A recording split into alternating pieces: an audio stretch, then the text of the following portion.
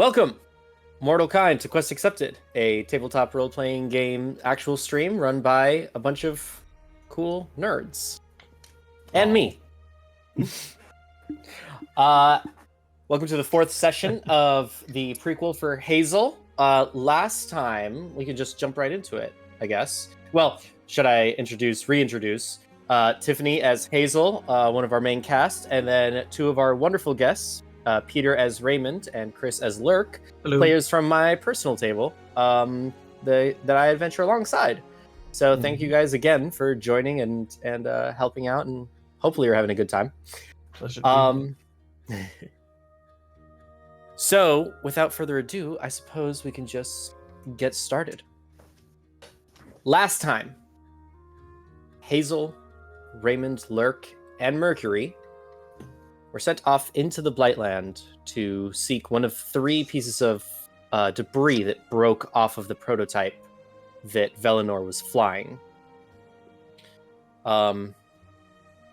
You managed to not get fully lost, and you came across this graveyard that Lurk managed to find a hidden message written in thieves' cant among this graves. You were presented with a puzzle to unearth an ancient tree, and by playing the notes that were inlaid in the fruit around the tree, you called forth an echo of an angel of Pas, a deity you've not previously heard of.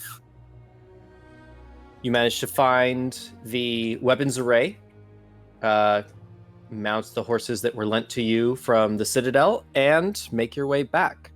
So we will be picking up where you guys are coming back to the people that escorted you into the Blightland. So they have this little campsite just outside the border of where you guys went into the wood.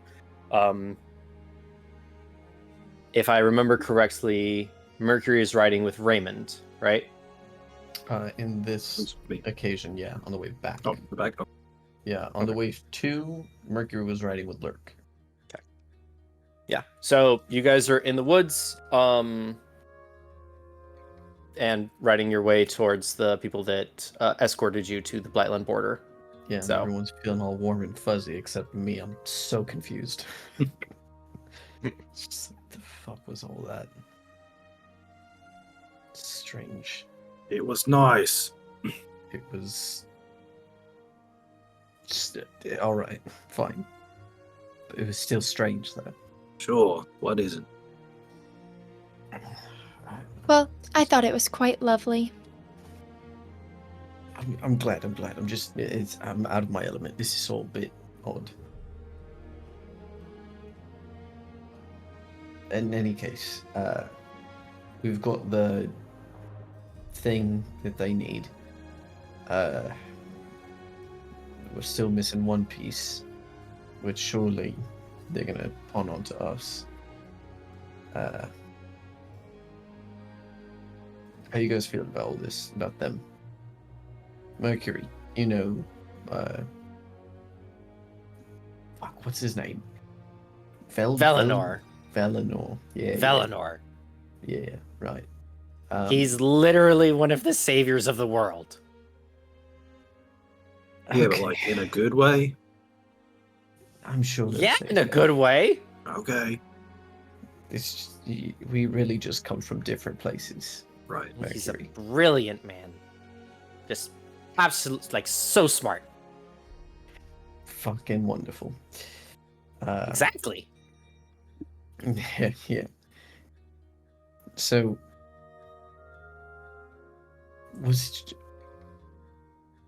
I guess I'm just not used to the nature of all this. It's all a bit more. What do you mean? I mean, the scale of this is odd. I'm a city person. I'm a town person. That's where I am. That's what I do. This go out, fight cult, pick up fucking new technology that is unbeknownst to anybody, is all adventurer shite. Nothing wrong with that, but it's a good way to get yourself killed. Just assume that's what they did in Civilization. I don't know what to tell you. Well, it's important work. And, my background growing up, I was actually kind of a city person, too, you could say. I mean, I'm an academic. I'm an engineer. But I have recently been going into, adventuring, as you say. Yeah, you seem to have a heart for it. Certainly the eagerness. Well, my mentors definitely instilled in me a sense of confidence I never knew that I could have. My last family wasn't as accepting of my quirkiness. So You've had multiple families. Good for you. yeah, sort of. Fair enough. So, just so we're all on the same page then, because I'm still honestly a little bit mind-fucked about this whole thing. We met a god, yeah?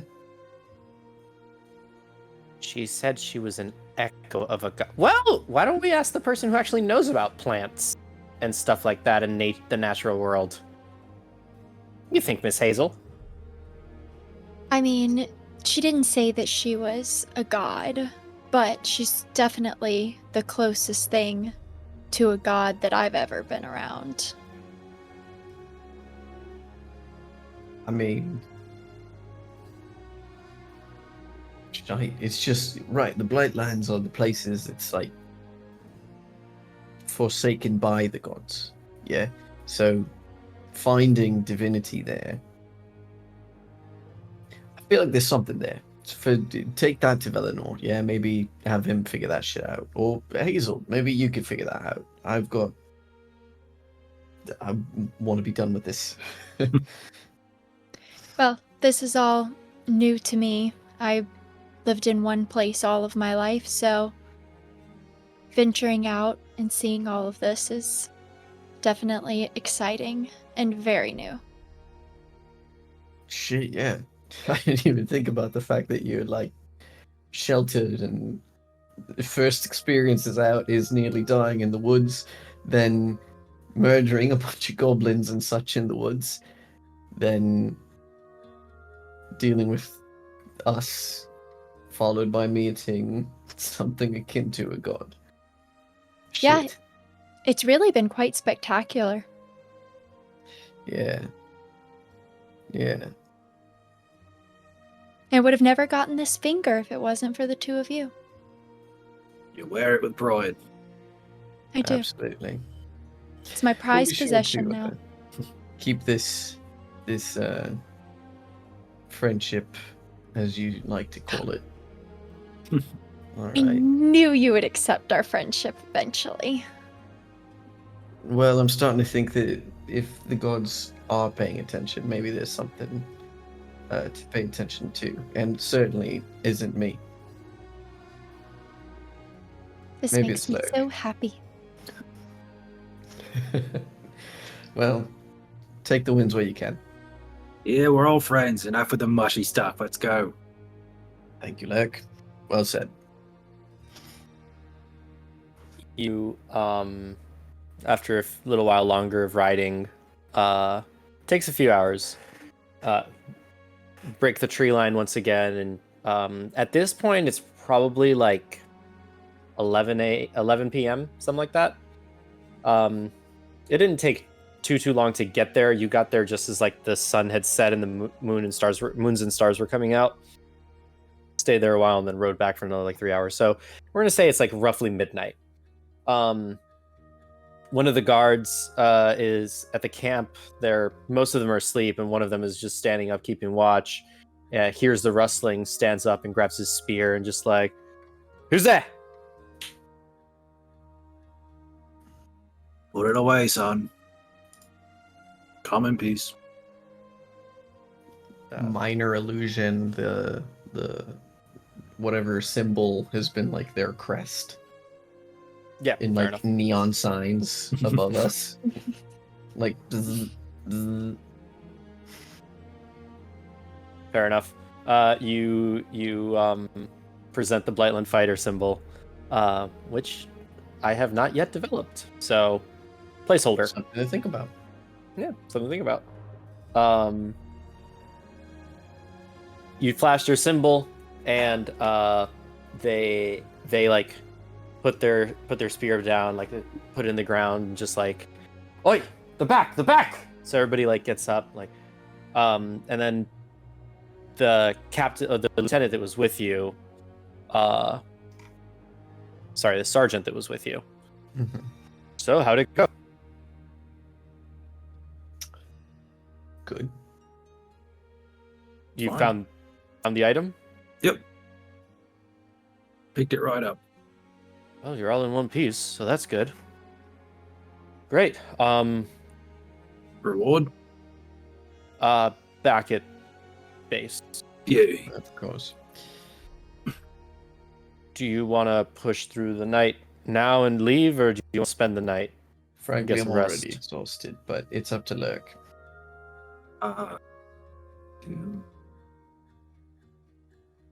I'm good to go. Then we're going. Unless, I don't know, do you guys need any rest? Always and more than we ever get, mate. Fuck. You need it. Sure. But I'm ready to go when you are. Mate. What? I'm gonna reframe this for you. Did you or did you not have the plans to meet up for a fight tonight? Oh, right. For the fight stuff. Well, so I didn't need to do that, but yeah, we can actually, Mercury, you want to go fuck shit up? I would love to, but you said the fight was at what time? It was at Well, I don't midnight. know, midnight-ish. Yep. Yeah, it took us 3 hours to get here from the Citadel. Balls. So we're So- late then. Yeah, so we're missing it. So I got no plan. But they did say they do it most nights. It's a pretty Yeah. regular event. Maybe tomorrow. Yeah, tomorrow. Fair enough. I get to sleep. The sergeant kind of looks at you guys and goes, "Oh, thank." Like you can see he's relieved. He like didn't want to have to like undo, like put camp away at 11 at night to make the trip back. Mhm. Well, we set up a camp for a couple of tents for you guys and for the ladies. So it's all set up for in case you guys got back tonight. Wonderful. Thanks so much. Great job, Sergeant. Thank Exemplary work, actually. you very much. Mm-hmm. And I will just meander. What the fuck is gonna happen in my dreams tonight? Thank you. And good night. Good night. I'm gonna walk towards my camp. Mercury follows. You guys put your stuff down, and unless you guys want to do anything, you guys can sleep for the night. Wonderful. I get to long rest. Yes, you do. Yay. Betty boy No time. more exhaustion.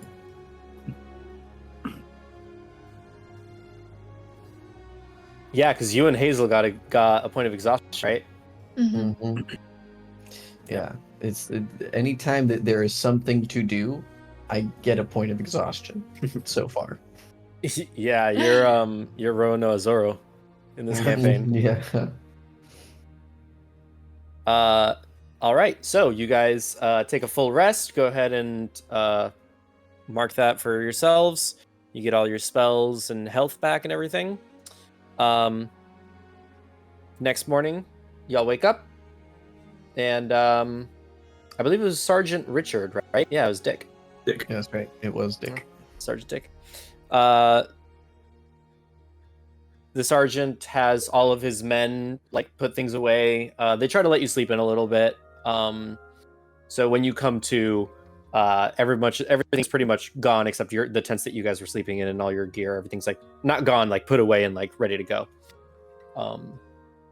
Takes just a few more minutes and you guys are on the road. Cool. So you all make it back out to where the original camp was. You pass the crash site. You see that that's been secured. There's a number of people there. They're taking their turns. They've established a pretty good base there. Go past the tree line that brings you out back to the main road to where their mobile base of operations, sort of improv 2 base of operations is. That's the original campsite that the caravan stopped at the point from which you went to go look at the crash site. And you can see that they're getting a bunch of stuff done, trying to figure out like all the things. And the captain present, the acting captain here, comes up to you guys. You didn't speak to him before. This is just a human, normal human. His name is Will. And he's like, "Did you? You're the retrieval force for the weapons array, right?" What name? All right. We're the people who grabbed the shit. Yeah. Excellent. And you succeeded? Yep. Fantastic. Do you want to leave it with me, or are you taking it to the Citadel yourselves? Taking it to the person who's got my reward. Fair enough. We have some news. If you're traveling directly to the Citadel, a couple of scouts went out to look for the scrying orb mechanism thing that was indicated to us, and it did in fact land in a camp that the cultists is believed to be the camp of the cultists. Oh, lucky them. The camp. It's In as the far cultist as nest. as far as we can tell. Wonderful. We don't have a whole lot of information. We couldn't get really close, but it seems to be the case. And So- where is that? It's a few miles southeast of here, and he like gives you the coordinates, points it out on a map. We're making preparations to make an assault, but we need word from HQ. So we were about to send a runner, but if you guys can deliver the message, that would be great as well. And Sure. Sergeant Richard is with you guys, and he's like nodding along and stuff like that. Yeah, well, that does fall a lot more closely into the kind of work I'm used to. Messengers, delivery men, that kind of thing. Sure. And they had you sent into the woods for retrieval? Beggars can't be choosers. Yes, that's fair. Very well. If there's nothing else you need from us, I guess good luck. Thanks. This has been the best interaction I've had with anyone wearing a uniform. Take it easy. Turn around and walk away. He looks at you a little confused, and he's like, "Okay." You guys mount up, start to ride off. About 5 minutes in, a messenger on horseback like rushes up to you guys, like, "Wait! One more thing here," and hands like doesn't know who to hand it to, who to hand the letter to. Hands it to you, Raymond. One of our scouts said this should get directly to Velenor for nobody else's eyes. Oh, sure. Yeah. Okay, thank you. And Mhm. he goes back Cool. I open it. in front of the sergeant and everybody else. Yeah, as we're riding towards the thing, I'm gonna open it. Are you just The gonna sergeant didn't grab it. Are you doing this like hidden, or there's a wax seal on it that you'll break. Just FYI. Oh, well. Let me see if I've got any spells that can... I don't have mending. That's inconvenient. I mean, you're welcome to do whatever you want. Just Yeah. I'm trying to think of my current position and the leverage I have to get away from these people. I don't think I have a lot of working for me right now. I really wish I had mending. Fine, I won't open it. I mean, you're welcome to do so. I'm just like giving you all the facts. No, it's fair point. It's a fair point. I put it away, and I look at the sergeant, and I go, "Oi, Dick, Yeah. why wouldn't you grab the letter? Do you realize that every fiber of my being wants to open this right now?" He Oh, like you open it. reaches his hand out. I hand it to him. Yoink. I would like to yoink. Yeah, contested, I guess, athletics. Cool. I think that would be it. Contested athletics. Or initiative, whichever. 17. He rolled a 15. You snatch the letter. I will open it. He goes, no. I smile. All right, what's it say, mate? Can I read And he it? just he goes to like stop you, but you can see that he like kind of wants to know what it says too. Mhm. So he's like, no, we're not supposed to do that. Well, it's too late now, isn't it? All Oh, right. sorry, what's up? I didn't hear that part. I just thought it was our letter. I didn't know who it was to. What's that? You read the letter. It says, Out loud. yeah, Mhm. okay, you read it out loud to everybody? Yep. Mhm.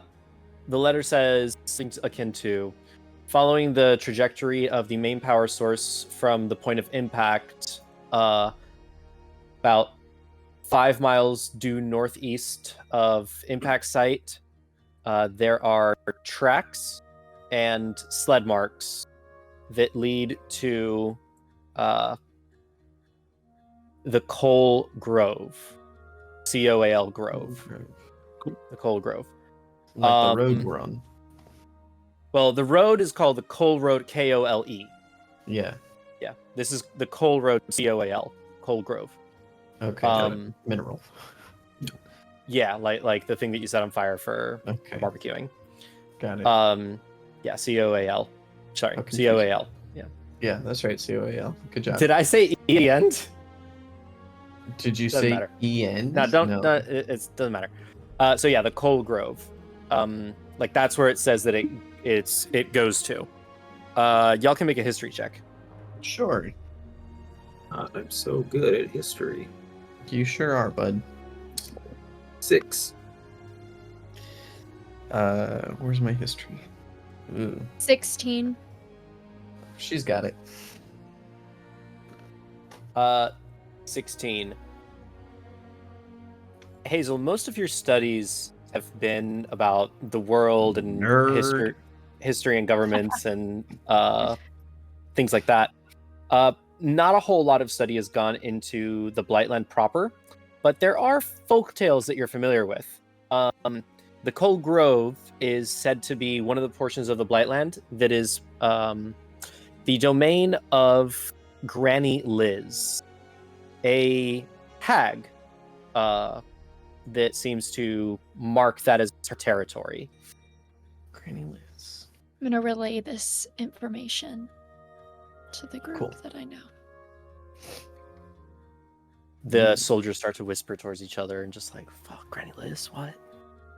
This is very, like, after hearing the name Granny Liz, Raymond and Lurk, maybe not so much Lurk, because you were, like, traveling in and out of the Blightland, but, well, you would know,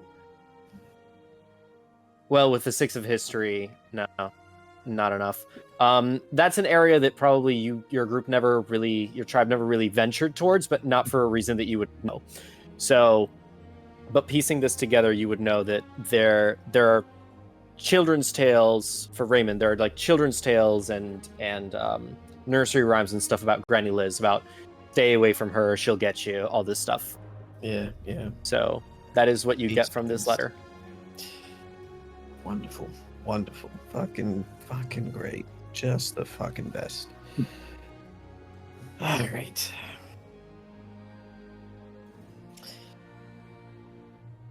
Richard's like, we shouldn't have done that, but Why? It's information. Information's for everybody. sensitive information for Velinor. I mean, for Not us. just Velinor, right? any of you Because- planning on betraying him? No, And they look at Dick.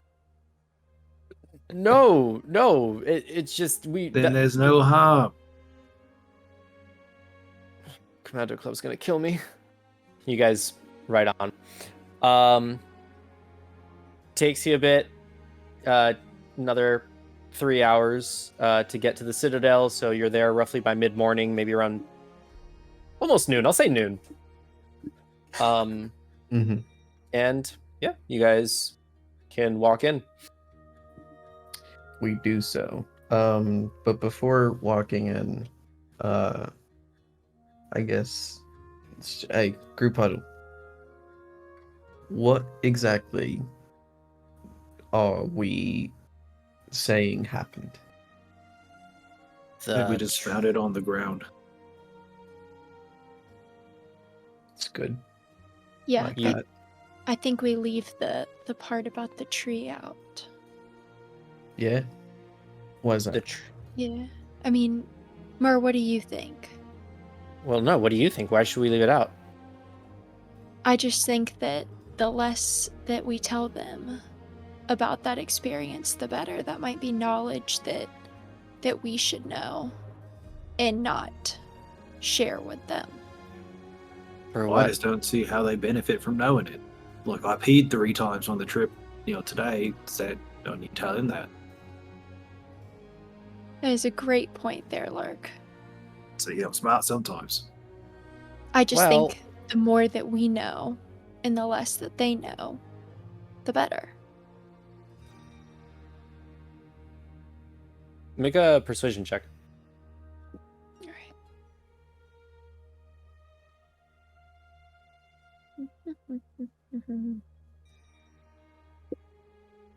11. 11. Just Mercury. above average. Yeah, not so hot. Not great. Mercury looks at you and is like, well, it is the Blightland fighters' job to like protect us from the stuff in the Blightland, but also to survey and explore it. And I don't know why we wouldn't want to tell them this. Well, I mean, Velinor this must is have their- some knowledge about Pass, the god was mentioned. possibly, but I mean, if it's their job to explore it, then you would assume that maybe they would have already known. Was that a pun? Just now. That's what I was thinking. I'm not sure how I feel about that this moment. All right. So here's where I'm at. I don't trust him. That being said,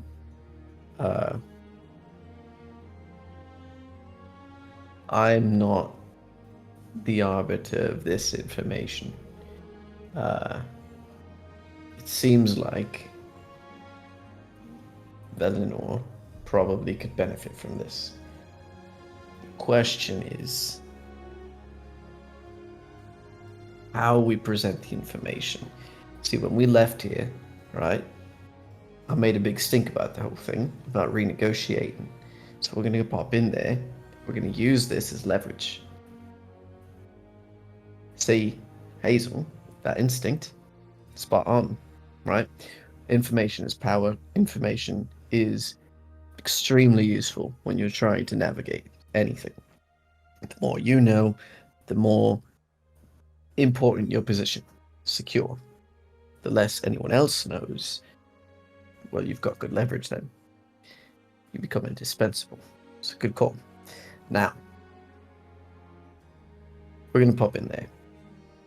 We'll tell them we found the thing. And in the context of renegotiating, we can be more or less detailed. Now, they are surrounding us with weapons, of course, so let's not play too coy. Yeah? Sure. Fine by me.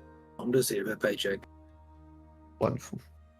Now, Mo, I understand that you have a particular loyalty towards Belenor, so take a back seat. Let us have the conversation first, and then whatever dissatisfies you, talk to him later. Oh, I guess I can do that. You know, honestly, my biggest concern is the parts of the prototype, and we've got one. Granted, this will be a difficult thing. And I just been thinking about going into the camp and trying to retrieve the scrying orb, but honestly, like, none of them are. They don't seem like the smartest type. Like, you would need a true artificer to really understand that, or a wizard. That's the attitude. They did we like use to take. magic. Yeah, they fully I'm teleported it away. It was a problem. I'm sure it's fine. Harp information is super complicated for the layman, or the lay cultist, as it may be. I approve of the optimism. Good on Yeah. you, Mo. Yeah, All should be right. good. Should be good. Cool. You guys lead. Do either of you want to handle this one? I feel like we'll be out of here fastest if I do it. You're not wrong. It's fine by Hazel, me. you sure you don't want to take a crack at this? It's probably better for you. You got to get practice talking to people. No, Talking can't all to- be charmers like me. A whole group of people, including Well, men that I really- don't know. There is a whole group of people, but you're really only talking to one or two of them. I'll Yeah, give like no. assistance. Ah, you got this. It's just like I got to practice on the sneaky stuff. You got to practice on the talking stuff. So what? We become friends, and all of a sudden, y'all are helping me better myself and come out That's- of my shell? That's the shit deal, isn't it? Yeah. He sucks, right? Push her forward. Should have never become friends with you guys. Fully agree. Yeah, that would have been wise. He did one. I did. Fine, but I'm not gonna take the lead. I will just be one of the members that give information. Fine. Team up. Sounds good. After the two of you, then. All right, fine. I'll walk in first. Hell yeah.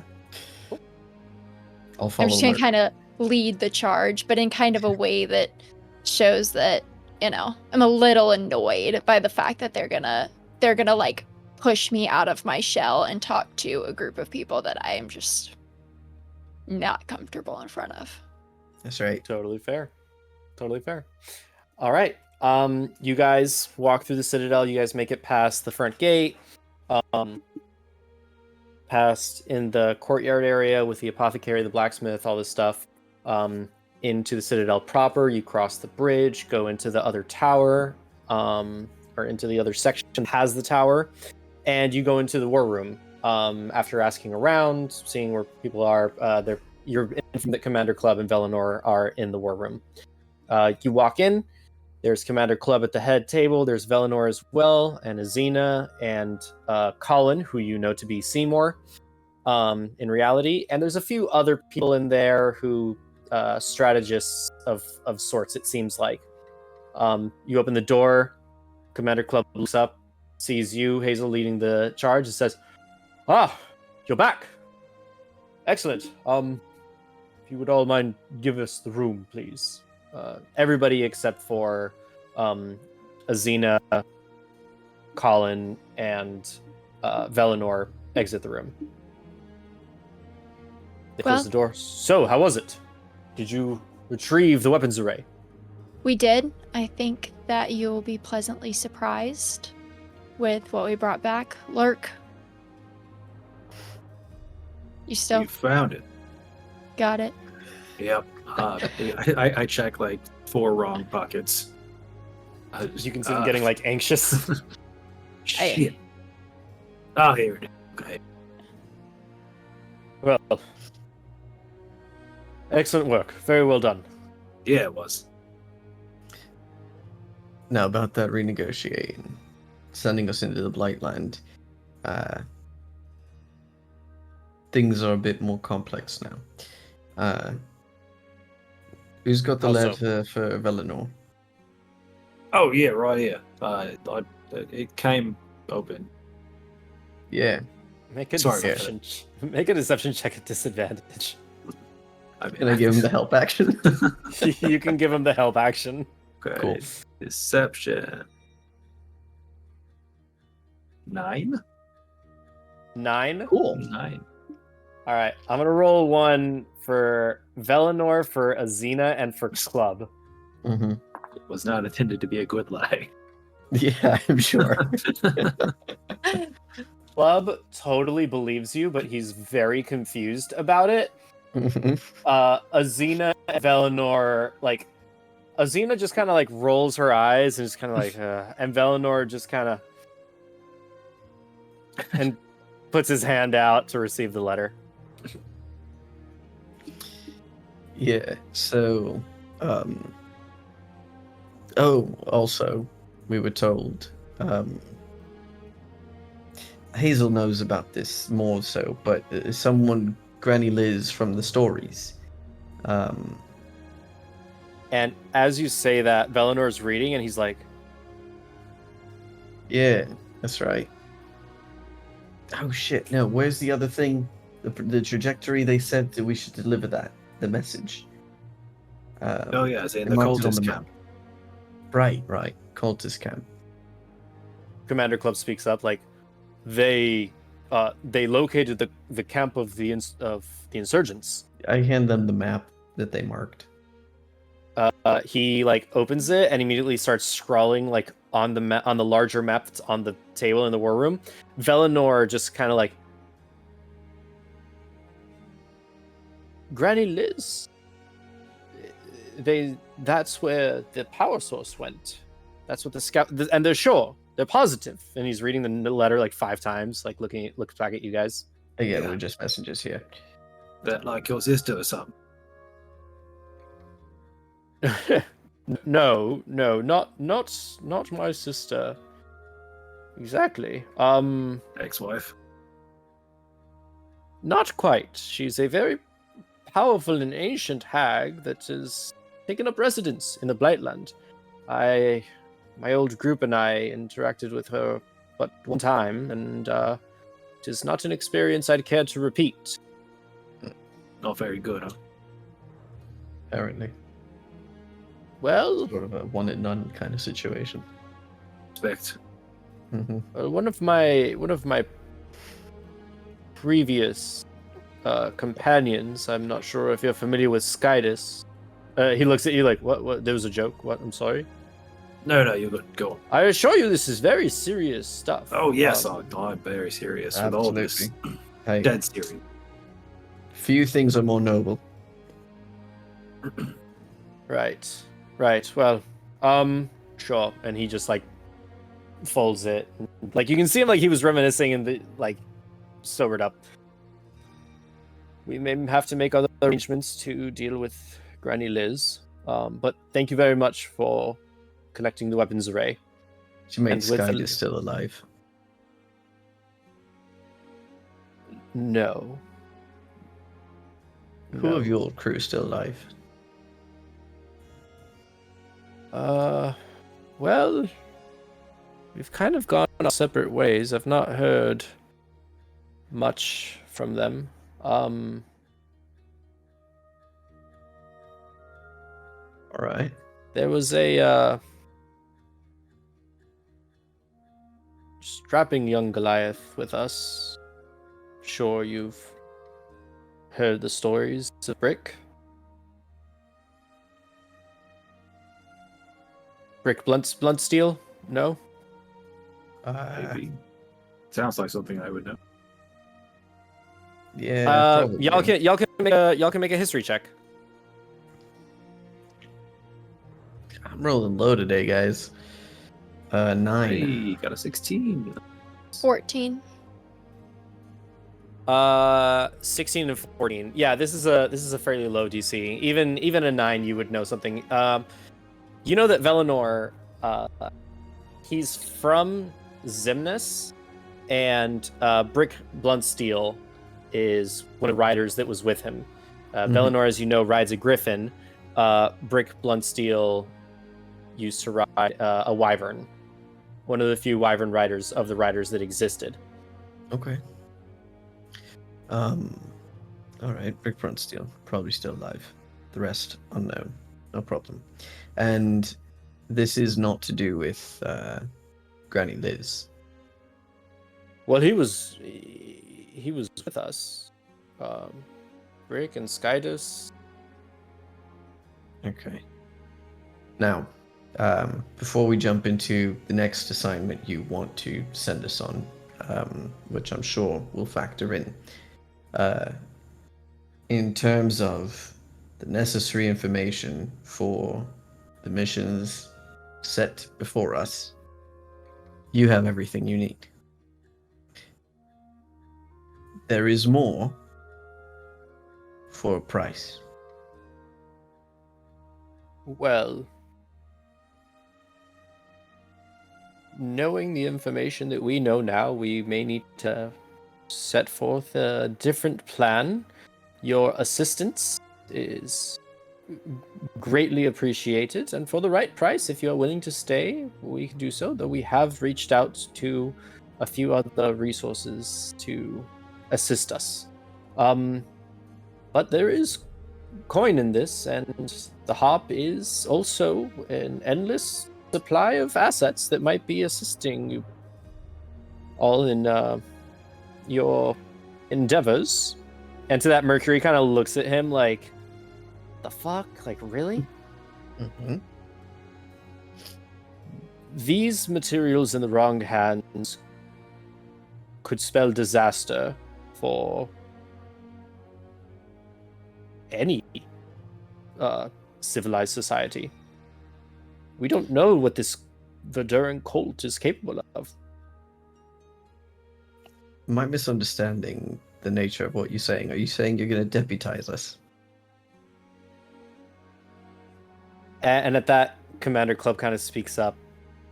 No,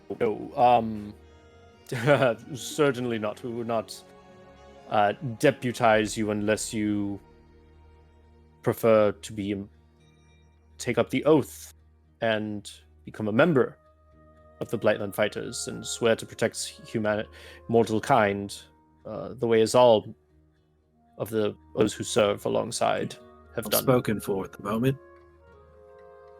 Yeah, that What a is shame. not gonna happen. Right. But there is always assistance that could be used and compensation that can be performed for each one. All right. So here's what we'll do then. Direct compensation for involvement in any future plans, as was the case for this. In terms of what you need, happy to agree with that. The extra bit of information that is of a different nature that we stumbled upon in the Blightland, which again, we are happy to share for a different kind of compensation. Azina, like, you see that she's crossing her arms and, like, listening really intently to you. There is benefit in a quid pro quo, which I'm sure you can understand. Of course, what we're bringing to the table is this information. What you're bringing to the table is future assistance at the need of each person standing before you, independently. Are we in agreement? What kind Keep of in mind- information is this? Information that you want to know. Coming from the Blightland, a land forsaken by the gods. Azina kind of looks to Club and to Velinor, and they kind of like look at each other. Velinor looks at you, Hazel, and is just like a little confused that you're like, make an insight check.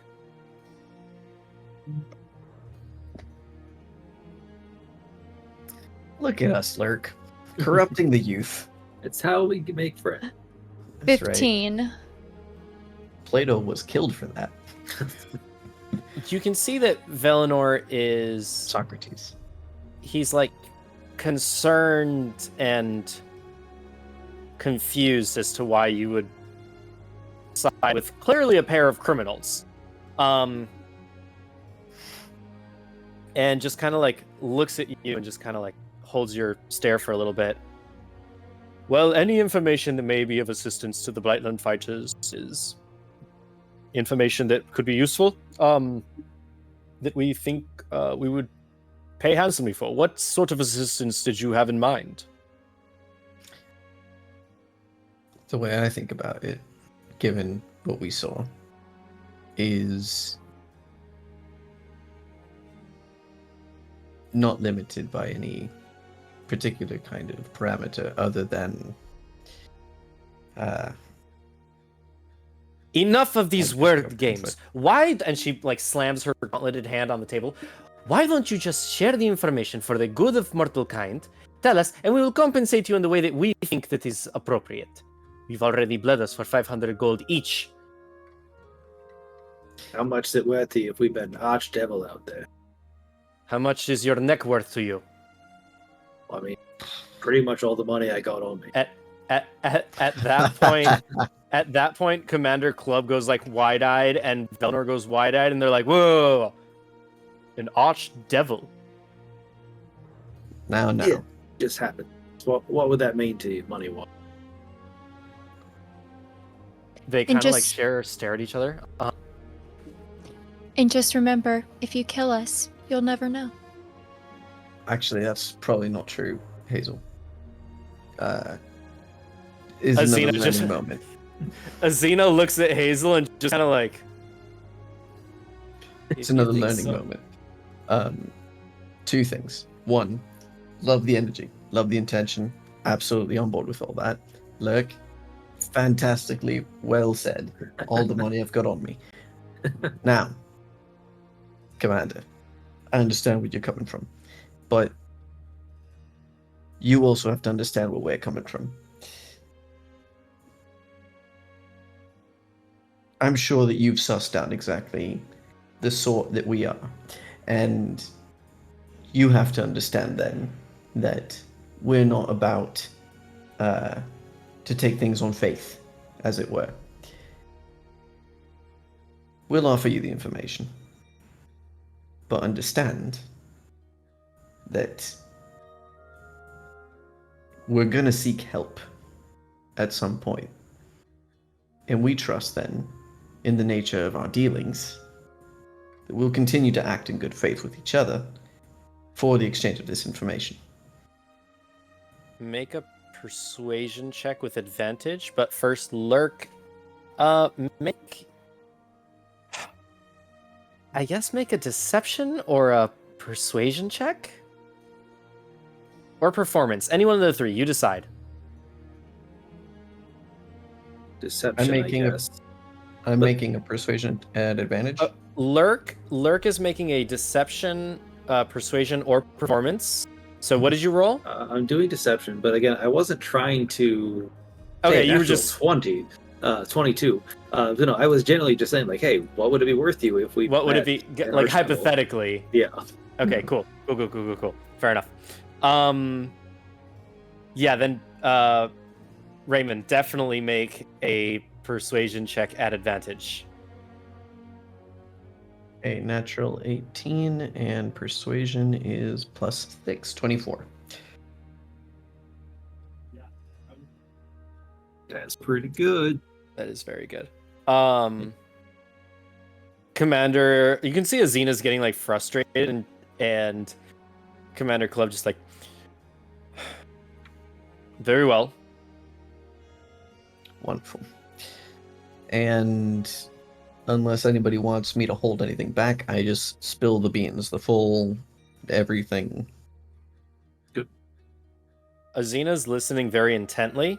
Velinor is like listening, and he's like halfway through the story, like when you mention like the riddle, he starts to pull out like a note and starts taking like a bunch of notes. Commander Club is listening intently, and then like halfway through like the beginning, he's just like, one moment, and he like goes to his desk, pulls something out, like speaks into this stone, and then a young man comes in with like it's a scribe, this scribe kid. So he's like, every word, and the scribe just like, and just like is taking down word for word everything that you're saying, and like any comments that Hazel and Lick are throwing in, and all this other stuff. Mm-hmm. Throw in random swear words. Nice. He omits those. Yeah. Azina like is shocked and confused, and like you can see that she's like deep in her own thoughts. Colin, or Seymour rather, has not said a single word this entire time. He's just like a statue. You forget that he's there. He's like, that's how, and he still has his helmet on. He doesn't want to be recognized by Club. Mm-hmm.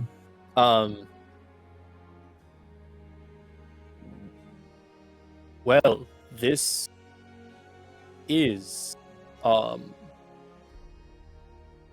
very interesting. Worth some money, right? Or better yet, a favor in the future. Worth our agreement of resources and assistance should the need arise. Wonderful. And he looks at the scribe, and the scribe goes, yeah, and he like runs out the door. A few minutes later, he comes back, and each of the four of you, like you three and Mercury, you all get a coin that has the symbol of the Blightland Fighters. Okay. Put that in my inventory. Blightland Fighters coin. This Mark will... of favor needed. Yeah, mark of like favor or whatever.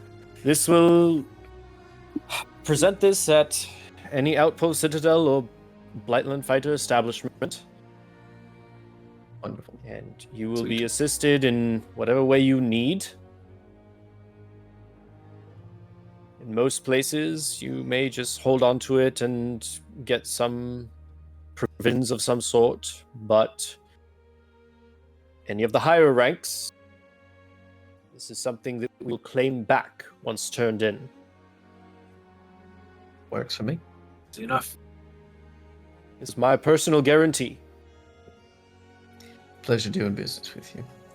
Now, in the interest of continuing our wonderful business arrangements as they were, I guess we could maybe talk about what future rates could be, given that we've already established a good working relationship, I think. Maybe we offer them a discount. What do you think, Lurk? It depends on the job. Depends on the job. So, you're welcome to talk amongst yourselves about what your future plans are and inform us accordingly. That being said, I do believe that they had already established at the campsite ahead, the outpost, that they are set to take on an attack on the cultist camp. So make sure you check in with them first. But do let us know where you need us. That is something that we will be planning. It may not happen within the next day, but we do want to do this as fast as possible. I'm never against taking a day for drinking. No, you all have done exemplary work. Feel free to take the evening for yourselves. The caravan will be moving on within the next couple of days. I think that we've had that pretty much sorted. We'll make sure that you are able to attend it at the time of the departure. Wonderful. Yeah, sure, unless we die along the way. Sounds good to me. Hopefully that's not the case. Thank you very much for your service. We will call upon you if needed. Cheers. Cheers. Okay. You guys exit a Did we get interesting the reward interaction. What? Did we get the other half of our reward money? Yeah. I'll say that, Azina manages, gives you guys the rest of the money. Sweet. Plus 250, baby. Let's go. As we walk out of there and so on, I say to Hazel, look, I've seen some shit. The organization that I've worked for has very rarely, but I've seen it happen, where there's a corpse and they're talking to it. The corpse is just saying stuff back. I'm not saying I understand it, but if that magic exists in the circles that I'm in, I don't doubt that they have access to it too. So sure, there's a chance that if we die, they don't get the information. But when we're talking about people with the apparent scale of Velinor and so on, I wouldn't put it past them. Yeah, but if they can do it, then they will do it. So, in theory, you have to kind of play on their morals a little bit, right? You're right. I like this one. Yeah. Because, I mean, Good if they eye. can do it either way, why would they pay us? They'd just kill us, and then they would get the information. Sussing that out from the right people and the wrong people is the key then. Yeah. If you're talking to someone like Lurk and me, it doesn't matter. Yeah. But of course, it's more use to anyone to have a new friend rather than a new enemy. Yeah. Whereas for them, it's a stain on them if they were to do that. But they could.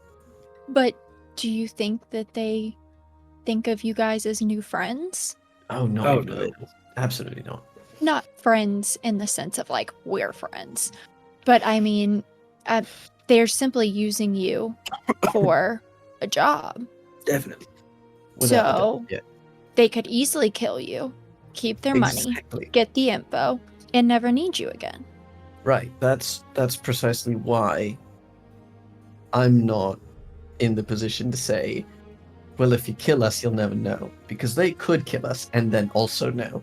And also be justified because of what they believe about us. And in terms of which cards we have to play and which cards they have to play, they've got the better hand right now. Now, if we were in the city, yeah, I'd say we were a little bit more even, right? Because in the city, we've got friends that could maybe play a little bit of pressure, yeah? And that could be a problem for them. Could also not be, but it's just a better position. Here, we don't have that. So, in terms of where you're at, fantastic. Absolutely on board with that. Good choices. Fully. In terms of where we're at, we're dead men walking. I'm not sure if I'm explaining myself correctly. I mean, I guess. Like, they're not going to kill Mercury, you know? They're not going to kill you. They will absolutely kill us. Oh. They can try. Well, they could try, but, there's more room, mate. That's why I sneak around. Yes, Well, I'm good you're at that. so sneaky. That's It's true. honestly impeccable. Frankly, it's concerning. Practice Yeah. pays off. Sometimes you're just gone, and I'm just like, where the fuck is Luck? What am I Mhm. supposed to do? Exactly. Never hear him when he's coming up behind me. I just never know when he is. That's how we get away with it. Shit, fuck, I thought you would... Mate. See? Didn't even know.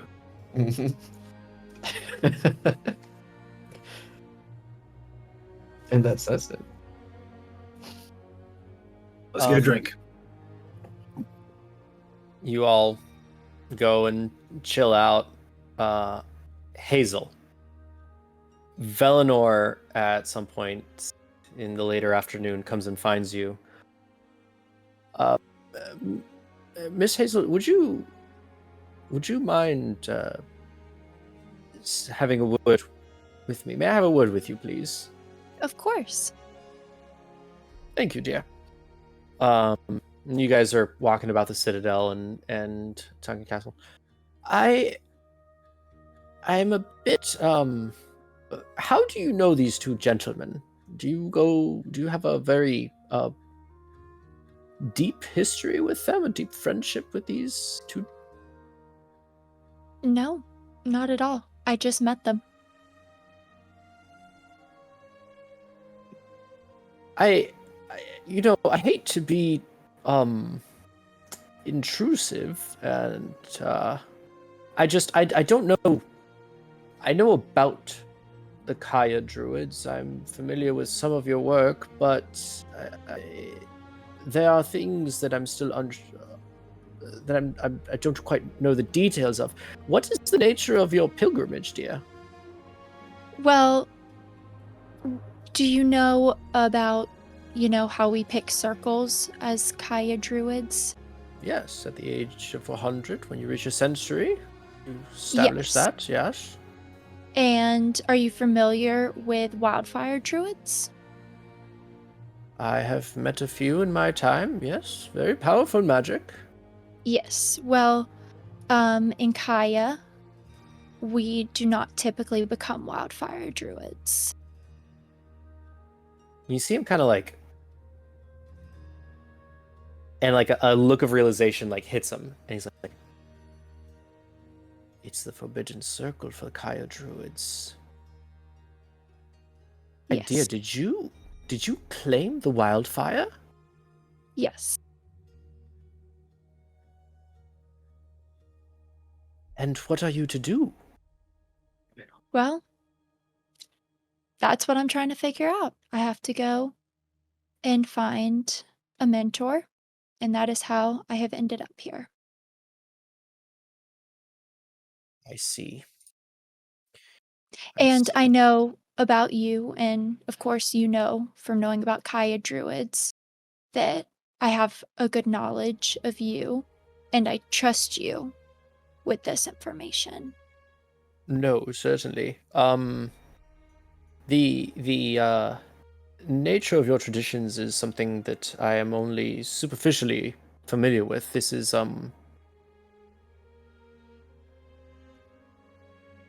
safe with me for sure. Absolutely, I never Thank you. intend to betray this level of trust. I appreciate your earnestness. Well, I know Right. it must seem odd that I'm here and doing this to you, so I felt that I should confide in you some of this information so that you can understand a little bit more about how I have ended up here, because this is not typical for a Kaya Druid.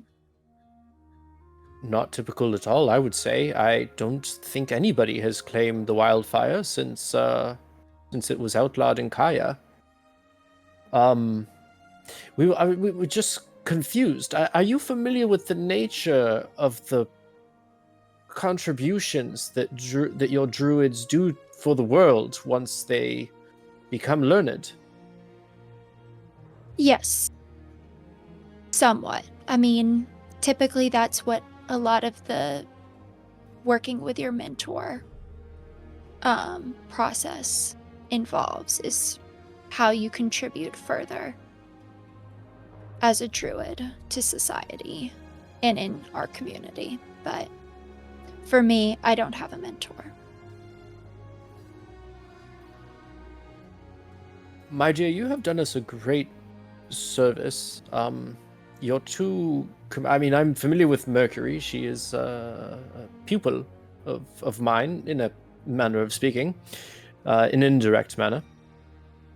Your two companions are, I would say, less than savory. companionship, but they seem fine enough to keep around for a bit, especially if, they are... I'm concerned for you, dear. With no compass or map for this pilgrimage, I would like to avail myself to assist you in perhaps finding a tutor. I'll make some contacts. I know that the caravan will be leaving soon, but if you would care to stay here for a bit, I could hopefully help you with this pilgrimage in exchange for maybe your wisdom and guidance and assistance in these matters. Is this something you would consider? Wow.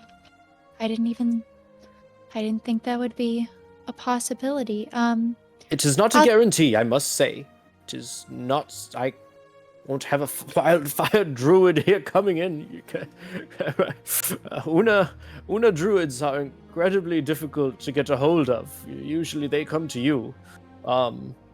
I've only had a few encounters with druids of Una.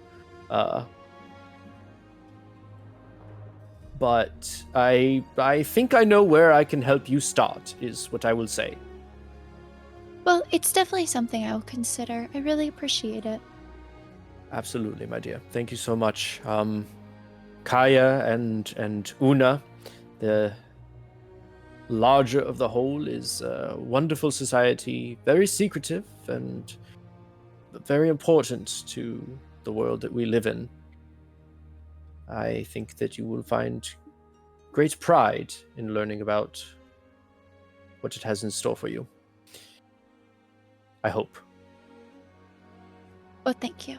I appreciate it. Well, you enjoy the rest of your evening. I'll be in touch as soon as I have some information. I may have to hold off on this until we get this matter sorted. A bit pressing, as it were. Yes, I understand that. Thank you very much. All right. Well, Well, have a good evening. Yes, you too. And turns away. Unless there's something you all want to do, evening will come. So, sitting at the bar with Lurk, is there a bar, or is there just like a... There's the mess hall and the Citadel, but if you guys wanted to go into town, there is the Spear Tip. Spear Tip? I didn't write the bar name down. The Spear Tip is... Spear Tip or Tip of the Spear, one of the two. Sure. That's kind of like the cop bar. That's where the like all the soldiers, like, and all the Blightland fighters, like, where they gather. There is a couple of other bars in town. If you guys are looking for like the seedy bar, this is a company town. This is like the Blightland fighters are here. It's mostly upstanding citizen, but there's it's a couple thousand people in this town. So we can go to the cop bar. That's fine. We'll just be at our own table or whatever. But it's 30-minute walk into town from the Citadel. Sure, we'll let Hazel and Mercury know that that's where we'll be. And being there, look. Yeah. What do you make of all that tree nonsense? I don't know. Like, I don't know. I was always taught to just punch stuff and ask questions later. And Sure. Don't get me wrong, that's one of your best traits, mate. Right, that's what I'm good at. Absolutely. But it's weird to have something so big just like pay attention to us because we're supposed to be big time. Yeah. Definitely felt different. Yeah. I mean, I'm not one to believe in destiny or stuff like that. Nothing outside of what you make anyway. Sure. I mean, my thoughts always just been to like just get the job done. No extras. Right. That felt extra. It certainly was. I don't know. But I don't think it was intentional. Right. I'll say this though. So you know, I come from a small place that adventurers ran through, and I heard tales all over, different kinds of adventurers, different everything, and what we saw there, Hazel, I'm not sure if she knows it or not, but so far, all the crazy shit that's happened right after she arrived, and it's sort of lining up exactly like a lot of those stories, mate. Yeah. Yeah, I mean, I'm sure that they're fucking exaggerated, but what I'm saying is, it looks like there's going to be some sort of, I don't know, importance here. I'm not trying to say that it is, but it's certainly a good friendship to keep alive and not in our circle. You know what I mean? So, like, just make sure she doesn't die, but don't try to, like, hang out with it too much. Right on. We're not recruiting, but if she needs us, I think it would be good for us to maybe give her more grace than we give others. You know what I mean? Okay, so what if she wants to hang out? Have fun with us. Exactly. But again, not recruiting. Of course, I don't need to fucking tell you that. You don't want to be here either. But Yeah. here's my point. I've got plans once we get into the city. Alright. If things go the way I want them to go after we've covered these favors, I think we'll be able to manage them. Mhm. If I'm able to set that up, which I'm getting the feeling I'm going to be able to, but we'll see. We'll be in a good position to be there for a while and then get out. Yeah. And be free, mate. Be free. I don't know what it's going to take for them to be free, really. Well, the way I'm thinking about it, I'm not so sure that it's exactly going to be them letting us go, but rather us getting away. Now, that being said, something to think about. Right. And this connection that we're making here, I think it could lead to some interesting opportunities in terms of escape routes. All right? Yeah, we want escape routes, but can't. Look, I'm here for honor bound. You know, gotta uphold a deal. Your deal will be done, mate. I'm with you. Look, in as far as this place is concerned and the people that we work for and all that nonsense, Yeah. fuck them. All right? Right. But you're in for what you need to do, and I'll help you do it. I'm in to get what I want done, and Well- so far they've been useful for that. Yeah. But then we have to get out, and they're not going to want to let us go because they never want to fucking let anyone go. Right. But we're not here for the long haul. I have a plan. Mhm. Once we're done, I think that if things don't go the way that I hope for them to go, I think Hazel's going to have some interesting avenues. It'd be good to foster that friendship. That's all I'm saying. I like it. But fair enough. Good. No, I like her too. She's nice. She's sweet. She's also fully up to some shady shit on her own, Right. and I fully approve of that. That's why I like it. Of course. Mercury scares me though. Truly, honestly. Honestly, I got kind of excited. I wanted to see him go fuck shit up in the pit. No, I'm sure. Yeah, it's very much in line with your side of things. Yeah, Yeah. and like you get excited, sure, right? But I don't know. There was something different about that level of excitement. Maybe it was because she's small. I didn't expect it. But Yeah. fuck. Hmm. Anyway, just us. Yeah. Cheers. Cheers. All right. So, you guys go to sleep that night. You rest easy, and that's where we're going to take a break.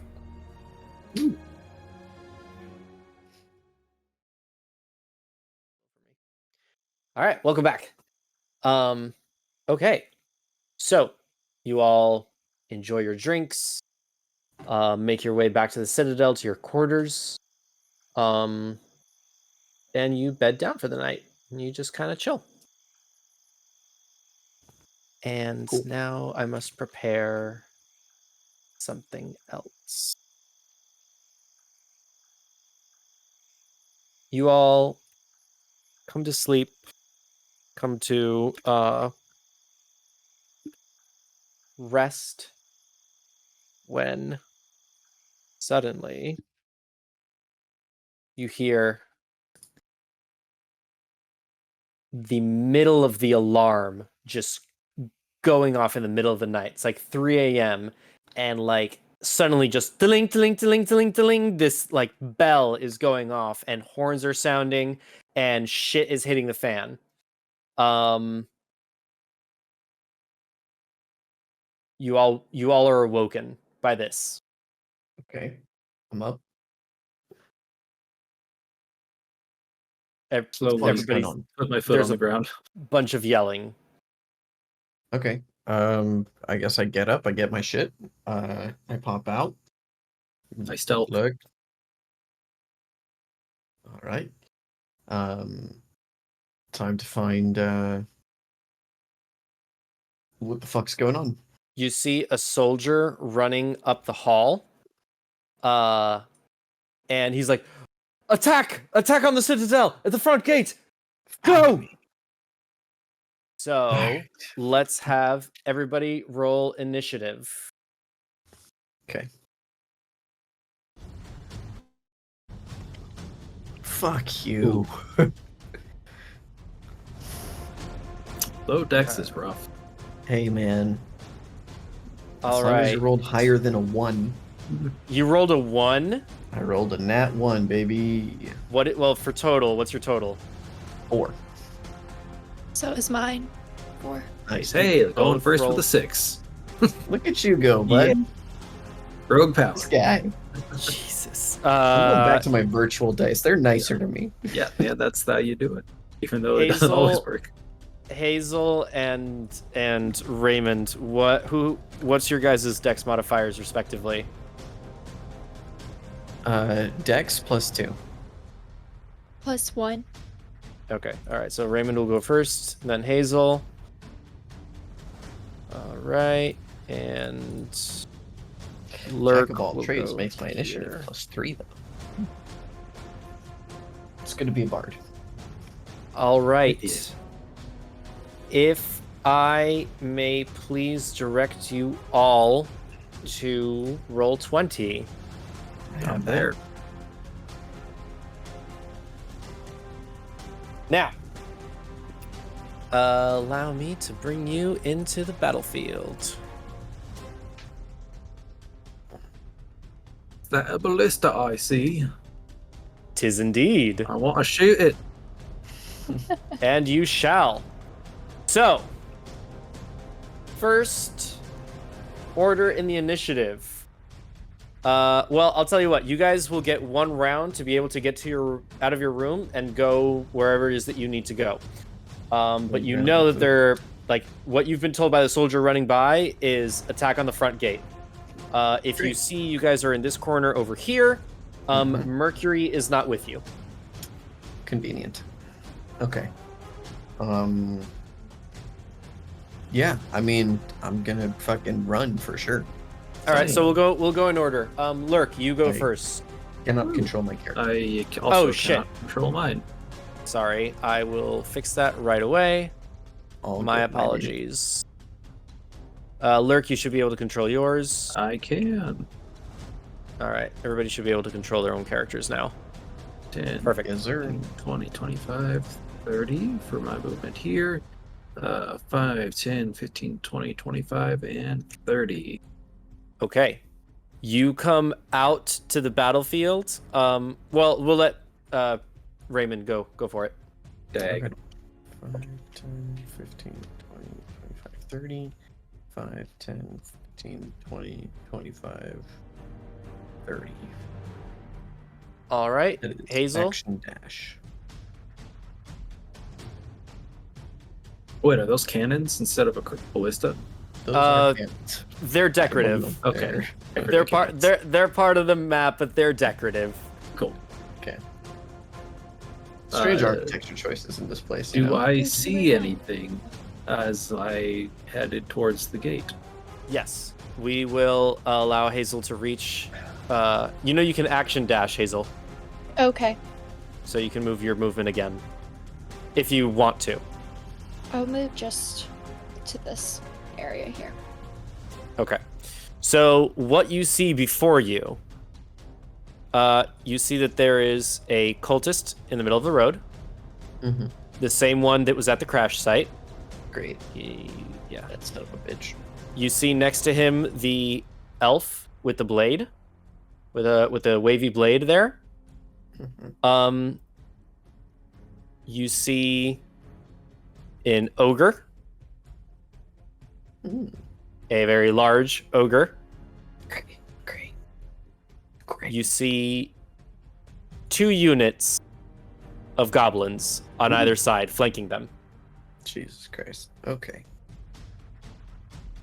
So this is basically what is in front of you. And maybe not so much Raymond, definitely not Hazel, but Lurk, you see that over here in the courtyard, there are soldiers starting to assemble. There are 2 people manning each ballista over here, and then this needs to go to the back. And then here you have Commander Club. He's at the front. Awesome. So here's what we're gonna do. I've got some fun mechanics for y'all, which I hope y'all will enjoy. I'm giving you the stat block to Commander Club. So let me just. Chris, do you want to take that one? Sure. Cool. That is going in your chat, so it's there. I am giving you, so you have access as well to the units that are currently forming and the ballista. Okay. Now somebody else is going to take his turn. 5, 10, 15, 20, 25, 30. 5, 10, 15, 20, 25. Sorry, actually, he is a gnome, so he only has 25 feet of movement. That is Velinor, who is with you all. Let's go. And this is what you all can do with Velinor. Oh shit. We get Velinor. That's all you. You guys get Velinor, you guys have access to all that. And Okay. all right, all good. So now, without further ado, we shall enter the initiative order. The first one to go is the ogre. So, just need to make sure that I have everything set up the right way. So the ogre is going to move 5, 10, 15, 20, 25, 30, 35, 40. He is running towards the gate. You see this large, sickly green-skinned ogre with like broken teeth and like a crooked nose, wearing nothing more than like a simple loincloth and a great club in his hand, just running forward. I'm going to take down the gate. Open the gate. All right. Next up in initiative is Commander Club. He is standing over here by the ballistas. Now, each of you, if you want, you can take your action to operate the ballista. That includes Club. Yeah, sure. I will absolutely have Club just pop over to that ballista and take a shot at the main guy, the wizard. For the cultist. The cultist? Cultist? Yeah. Holy shit, dude. Go for it. Cool. D20 It's plus 3. Plus three. Yeah. Boy. It's gonna be a 9. Oof. 9 is not enough. The cultist looks up. Club goes to the ballista, gives the order, gives the command, and they set up the shot. And the cultist just looks at it and just like sidesteps, and just like it lands right next to him. That's cool. Guy's a little too cool for this assignment. A little bit. That's. I'm gonna have Club start running down to join the infantry people. Okay, That are sure. gathering behind him. You can have him jump straight off the wall. So, actually, on this turn, the first set of infantry has assembled. Cool. He can So dash that's in where the they bonus are. Section. Mm-hmm. Great. Bonus action. Can he do this maneuver over here? Yeah, Yeah, kind of. yeah. Side and As long as Yeah. after 30 feet is running towards an end, which I think would count. Yeah, sure. Why not? Cool. You can put him down there. I can't. I'll say make an athletics check, because he's gonna vault over this wall over here and vault over this wall, which is not a direct thing. So make an athletics check, DC 8, to make sure he doesn't take any falling damage. Do it twice because he's vaulting over 2 walls. roll 2d20s and add 4 to each. That's gonna be 2 13s. So Plenty. more than Yeah, so he can make it without taking any damage. cool. okay, we can't move him. Oh shit! Sorry. There you go. Should be good. And I've also given you Velinor, so that's good too. Cool. All right. So that is that. The first unit assimilates. The second unit assimilates. So they're there. They get together. Lurk, you are up. I'm gonna head over here. Was Dick a commander? Was he a general? What was his name? Dick was a Sergeant? sergeant. Yeah. Oh, I talked to the people on the ballista. Sergeant Dick wanted me to man this one. You guys go join infantry.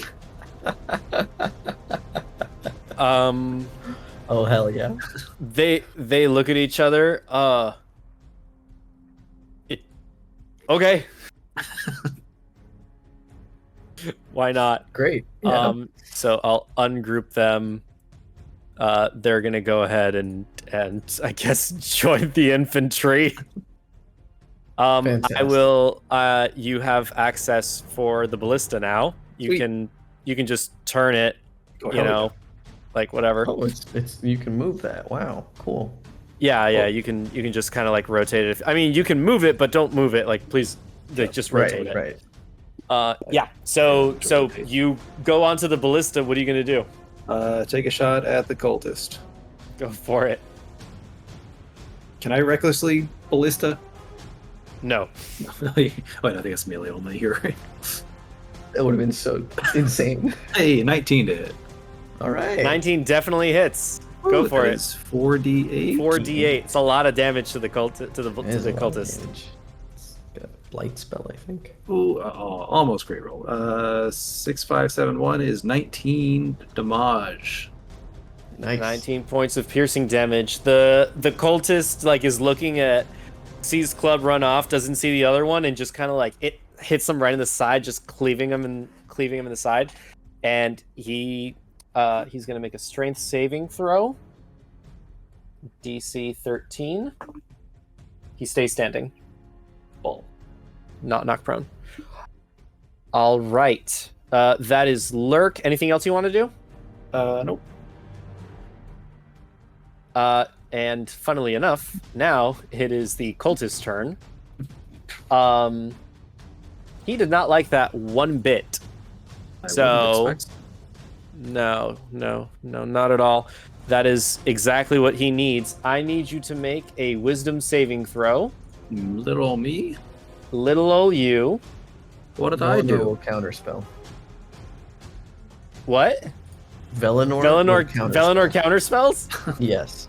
Okay, let's go. That was the one counter spell. Yep. Fair enough. I believe that's fine. Cool. So out of counter spell, great.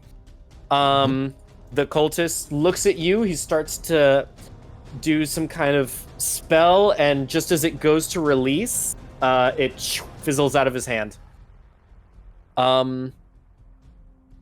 That is, I believe, that's his turn. So wisdom saves are dangerous. Scary. we'll leave it at that. We'll leave it at that. So that's the cultist. He's not gonna move. No, he's staying there. He's standing firm. Wow. It is Velinor's turn. What is Velinor doing? Okay, Velinor is going to move up here. Okay. And he is going to cast Magic Missile at the cultist. So it'll be 3d4 plus 3. Let me get that out here. The cultist is gonna shield. Oh, well then never mind. Yeah. Fair enough. Good attempt though. Yeah, no, that's his movement, that's his action. I don't think he has any bonus actions. No. That's it. Okay. All right, moving right down. Raymond. Okay, Raymond. That's me. He's gonna move. 5, 10, 15, 20, 25. No. I guess I could leave him there. Put him here. 25. Hazel, you're on deck. Okay, there's a range of 30 feet. That's not good. Everybody's beyond that. That's fine. First things first, I will bonus action give a bardic inspiration to Lurk. It's going to be a d6. Yeah. And for my action... Oh boy. I'll use a second level Dissonant Whispers on the ogre. It'd be good Okay. if he ran the other way. So that's That's going a to wisdom be save. DC Wisdom save 14. Yeah. 14. Ooh. 17 on the die. Damn. Okay, so he'll take half damage, and he doesn't have to run away. Go for it. So the total damage was 15. Is half of that what? 7? 7. Okay. 7. 7 points of damage then, psychic damage. And let's see, that's action, bonus action, and movement. Yep, that's it. That's all Raymond's got. So you see Raymond run up, thinking, like, this fucking sucks so goddamn much, and sees Lurk take over the ballista because, of course, he just gives him the finger guns and sees this giant ogre running towards the door and goes, fuck that. And that's him casting the spell, is him saying, fuck that. And you see those, like, dark wispy shadows with their, like, purple hue kind of emerge and disappear. Okay. All right. The ogre holds its head and with one hand holding the great club in the other and just keeps, like, continuing to charge. Hazel, your turn. I'm gonna move here and then.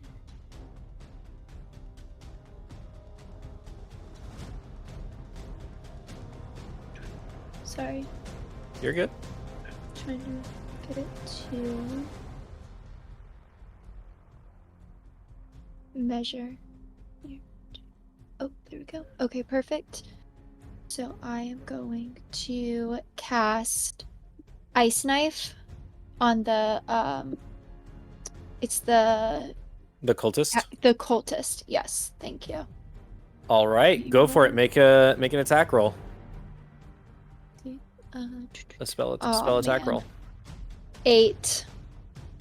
8 total. Yeah, I only rolled a 2. You rolled a 2. Yeah. Not gonna hit, but the shard does explode, and it'll hit each creature within 5 feet. The other guy is not within range, but let's see what his dex save is. Oh yeah, that's a 16 plus. Yeah, it's fine. Yeah, that So he'll take half I damage. think he takes half damage, right? Yeah. Yeah. So roll 2d6 2d6. cold. 2d6? Okay. 2d6, and he's gonna take half.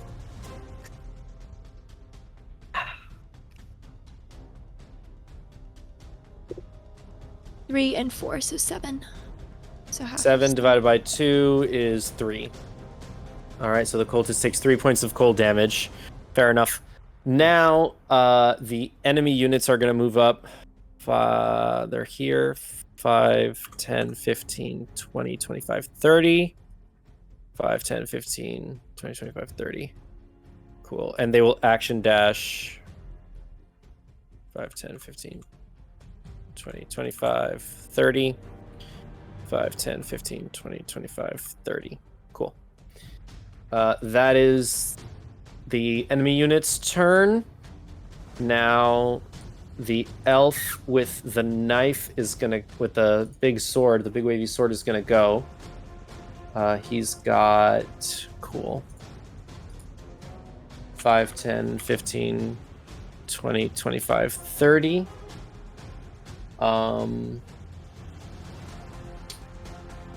And he is going to cast. This is a 20-foot radius. He's going to cast Fog Cloud over here on you guys. Okay. So 20-foot radius. That is 5, 10, 15, 20, 25. Or sorry, 20. And then 1, 2, 3, 4. Cool. Oh wait, can I not move that? I should be able to move that, no? Doesn't look like it. Well, I mean, I can't move it. Yeah, I can't move it either. I'll just clear it out and just make a new one. Actually, I'll add something else. Cool. Do that.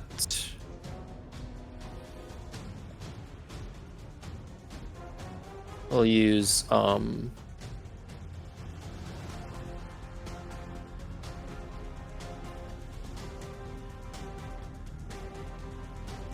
sorry, I'm trying to find like a good. Here we go. Perfect. No, clear the drawings. Sorry, I'm still It's cool. still man. learning. It's Still all trying good. to figure it out. That's All a right, fun fog fact. cloud. Yeah, fog cloud. So that area is obscured, and that's what he does. That's his turn. Great. Then, one more thing is gonna happen. Cool. So that's gonna happen. So that's there. One more thing is gonna happen. Everybody make a perception check. Don't At believe I can. disadvantage? I am blinded. I auto-failed. Yeah. That is true. Hazel's the only one that can, I believe. You see? 12. Actually, sorry. I did not make Oh, it not large. I did not make it large enough. Oh. There we go. So never mind. You are blinded. So that stays like that. The ogre is gonna run up. He can stand in between the units. And he's gonna take an attack on the door. So the way that the door mechanic works, if in a single hit it goes above 10, the door shatters. So As in- here he Somebody deals 10 damage to it.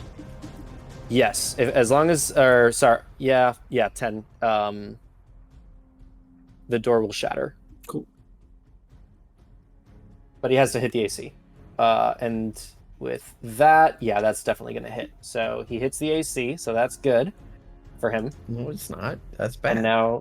And now comes the damage. Wow. Poor definition of good, my guy. That is a 2 and a 1 on the die. Great. That's not enough. He slams it with a great club. Not enough. Commander Club's turn. Commander Club. It looks like they're probably going to be breaking into this round, right? Could be. I mean, maybe. Cool. Okay, so Commander Club's going to run right in between these groups and let out a war cry. All Which- right. Is stupid OP if everybody acts individually. These are 2 units. Yeah. They don't act individually. They are just units. That Still would be useful, crazy, though. but just exponentially less powerful. What's the war cry do? Just every creature I choose within 30 feet gets advantage. Gets Which- disadvantage? So gets advantage. Oh, Until the advantage. start of the war chief's next turn. Yeah, that would be insane. Yeah, that would have been like 30 Holy advantage rolls. Yeah, man. That would be a lot. Yeah, it would. Okay, so the units get advantage on their attack rolls. Yep, that is his Do you? turn. I mean, That'd be 24. Does he rolls of have- advantage. doesn't have. Oh, it can reach Valinor. Oh, that's nice. Actually, can it reach us? It doesn't reach you We're guys. obscured, though. Like, It'd be audio. yeah. Okay. Get one of the ballista people. Yeah, I could get one of the ballista Yeah. people. But the ballista people they're joining the unit essentially. Yeah. So Okay. yeah. Well, they all have advantage on the next attack. fair enough. Anything else? I don't think so. Okay. I will say, if you move club up a little bit towards the front, you could probably get. No, you can't. Never mind. I tried. Well, actually, if you move him closer here, because I can probably get all of us and still get them. But in the Yeah, if you move them like over to this Here. end. yeah, I'll Let me do see. that. That'll get you. Oh yeah, it gets you. It doesn't get Hazel. All right, how far back are they? 10 Are more they- feet. how I don't know far if back that's are enough. the I don't know if that's corner? enough movement though. Nah, that's as far as you can go. Okay, cool. Then Yeah, that's where so- we'll stick it. Yeah, you two, but not Hazel. That's okay. All right, so that's Commander Club's turn. The unit is gonna go. They're just gonna brace. They're gonna get ready. Lurk, you are up.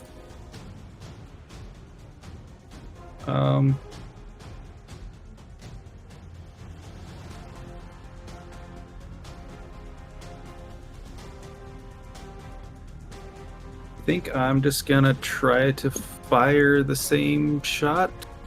Actually, wait, no, I am blinded. No, blinded, blinded. is just disadvantage, and I have advantage. Cancels out. That's fine.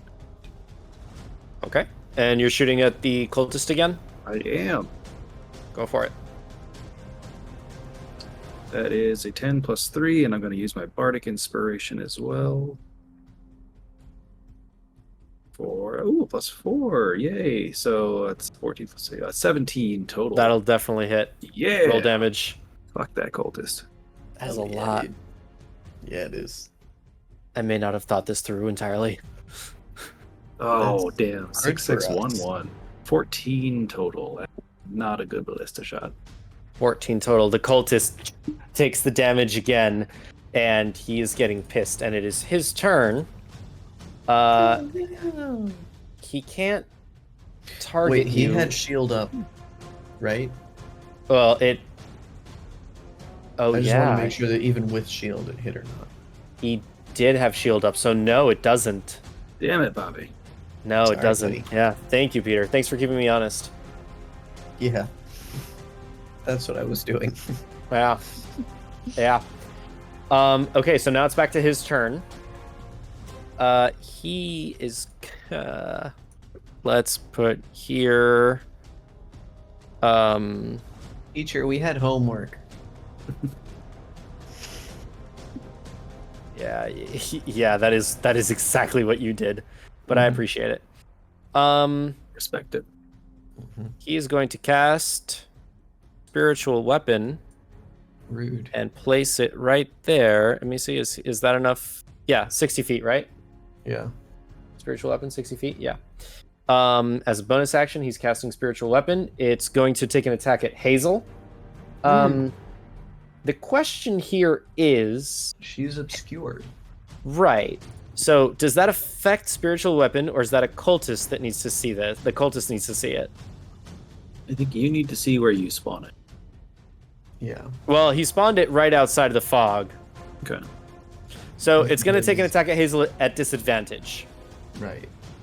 Yeah, Yep. because the cultist can't see. He's just hoping it'll Does hit. spiritual weapon be blinded? Do they have blind fighting? It's a good question. Because if she's blinded, then the attack against her would have advantage. So it'd cancel out. So Yeah. I'm going to re-roll that. Yeah. Okay. Okay. Well, I like that. Cancels out. Hazel, does a 14 hit? Mm-hmm. No.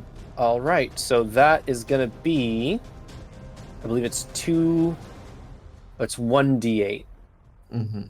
Yeah, 1d8 plus their spellcasting mod. So that is 5 points of force damage to you, Hazel. How you looking? I'm still okay. Okay. So that is his bonus action. His action, he's going to look at Velinor, and he's going to cast Sacred Flame. cool. Okay. Yeah. So Velinor needs to make a save. Oh I wait, don't you have to his- roll. You roll. Well, I don't have his dex. Right. He just has a +2 dex. We'll call it that. I 12. really made him more of like a tool rather than an actual person. He fails. Okay. And he's gonna take D8 of radiant damage, 5 points of radiant damage to Velinor. So just mark that. Mark that for now, yeah, and we'll keep track of that. So you just keep track of that. All right. Make sure you're able to add it.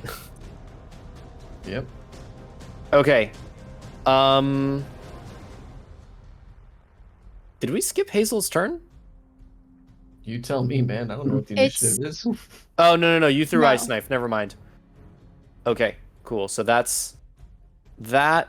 That was the cultist. So now it's Velinor's turn. Okay. Velinor is choices.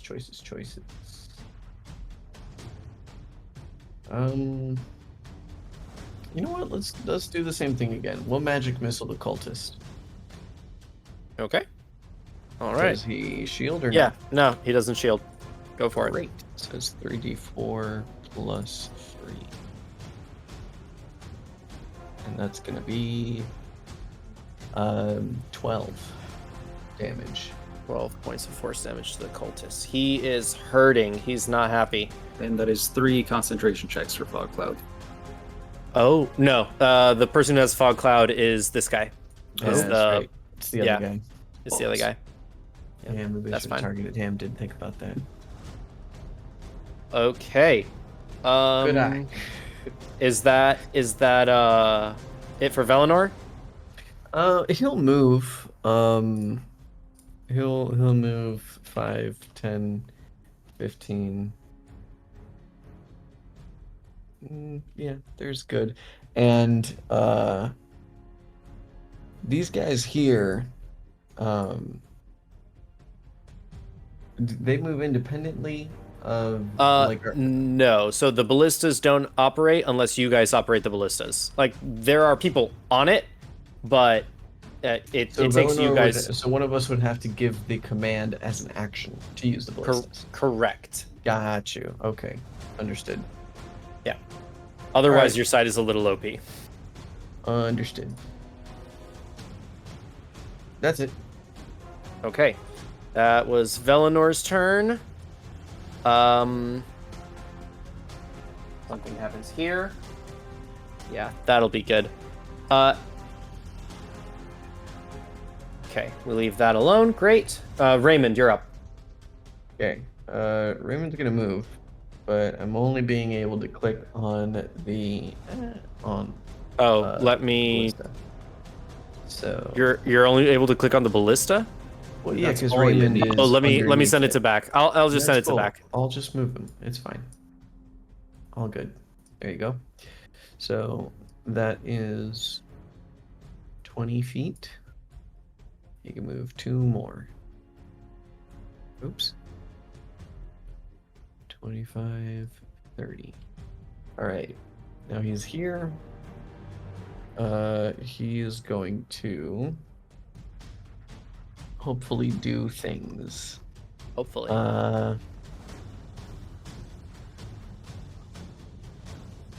He's gonna cast first level Bane on the 2 units and the ogre.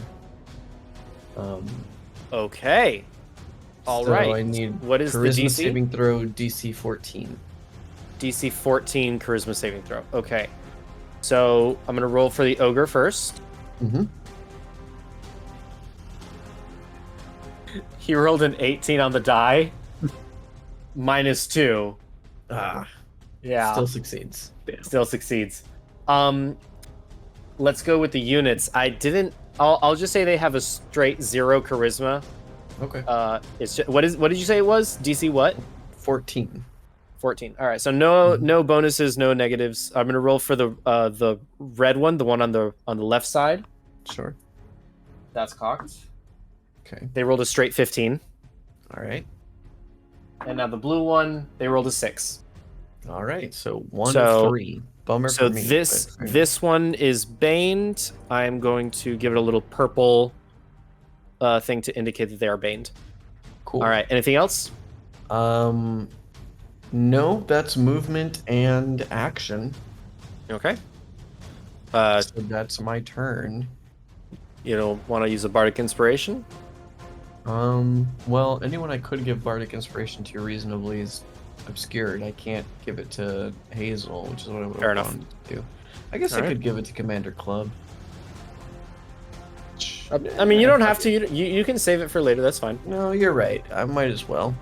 I'll use a bardic inspiration. I'll give it to Club. Okay. Chris, keep track of that. Yeah. Uh, So you see Raymond run out of this fog cloud, turn and see before him these 2 units and this ogre as he starts to speak in what seems like tongues, and the curse does not take hold, but all but one anyway. And there seems to be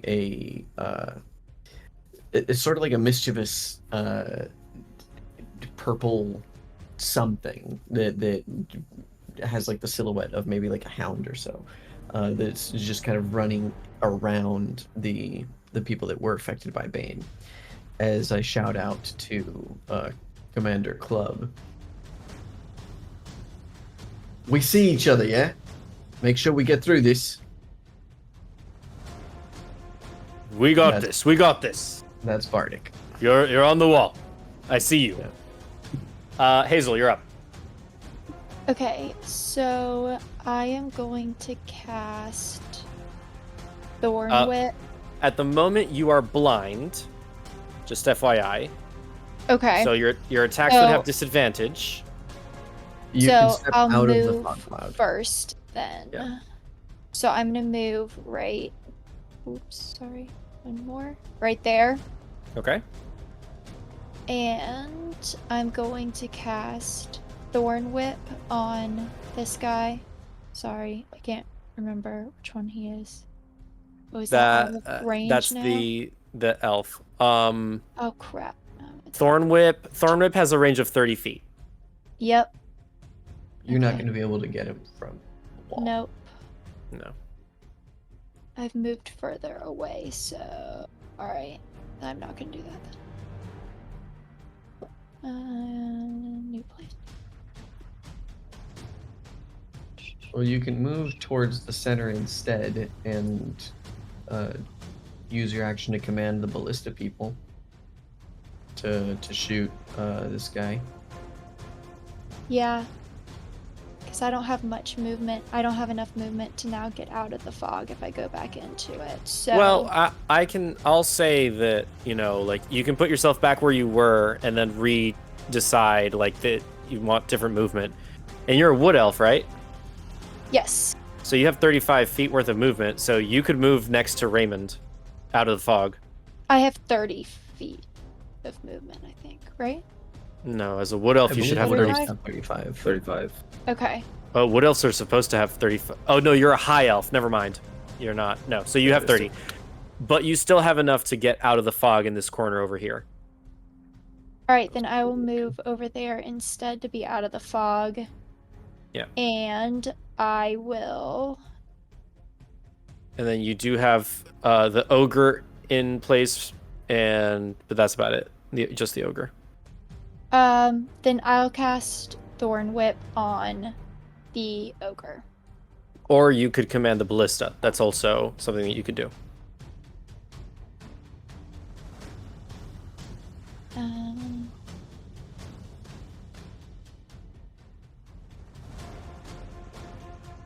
Okay, I'll command the ballista and tell them, can I aim it at the what is it, the countess or the cultist? Yes, that's what it is. You can aim it at the cultist, you can aim it at the ogre, you could aim it at the elf with the wavy sword, or you can aim it at either one of the units. Which one has the fog?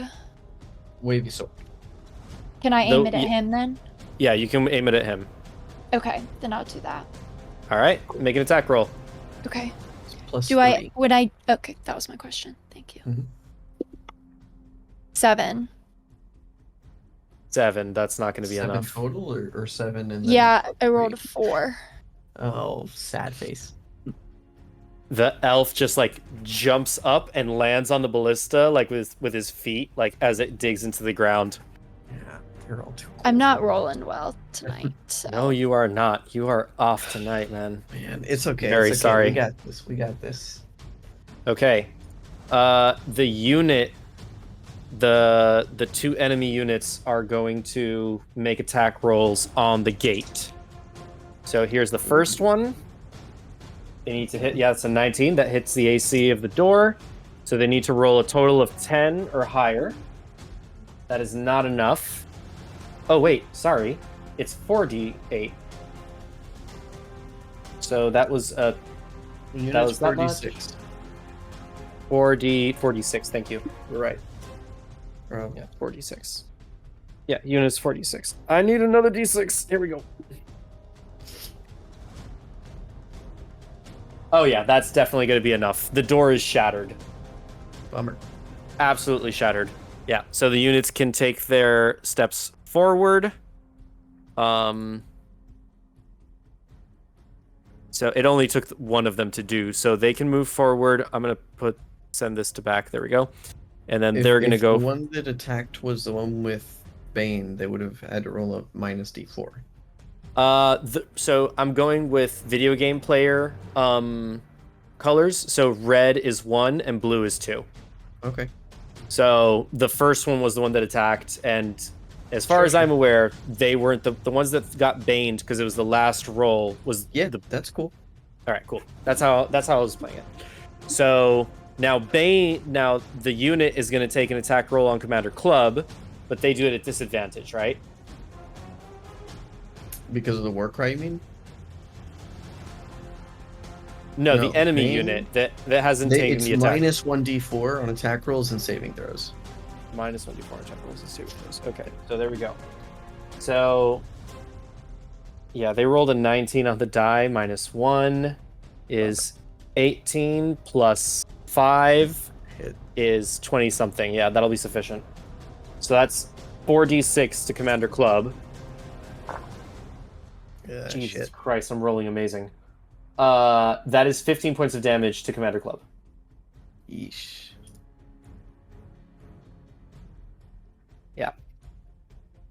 That is their turn. Now goes the elf. He is going to... He's got 30 feet of movement.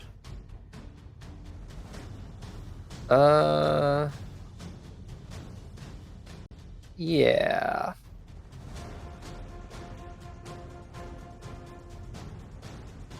Yeah. He's gonna run up to this wall. And he's gonna take his action to dash to run up the wall. So I'm gonna make an athletics check for him. Oh yeah, that's a spider climb, or that's a some dirty monk 20. shit? Well, like Assassin's Creed. Got Yeah. a monk run. That's a dirty 20. Yeah, so he's like grabbing onto like little pieces of the bricks and stuff like that. Okay. So that's his action. He's good. Jeez. Now the Okay. other thing is gonna happen here.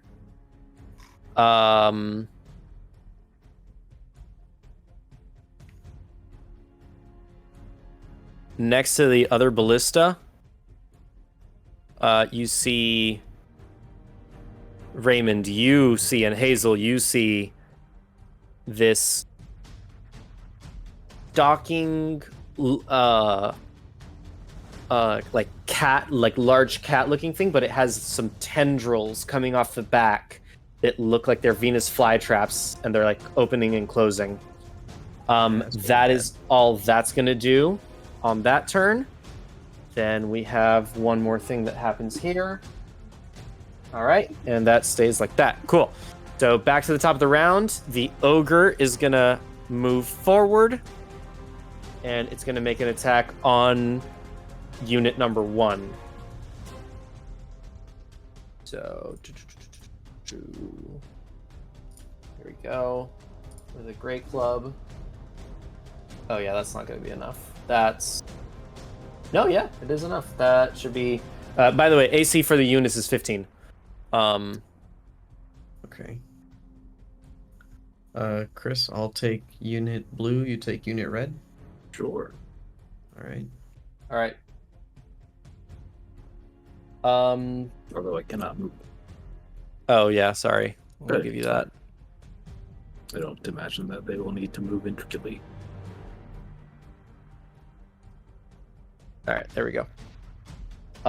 So that is gonna be 13 points of damage to the unit. But unit The one, units or- the units have 3 marks. 10 points of damage reduces 1 mark. Okay. So one of the 3 hit points is gone for each of the units. Okay. For the red unit. So essentially it's at 2 hit points out of 3. Okay.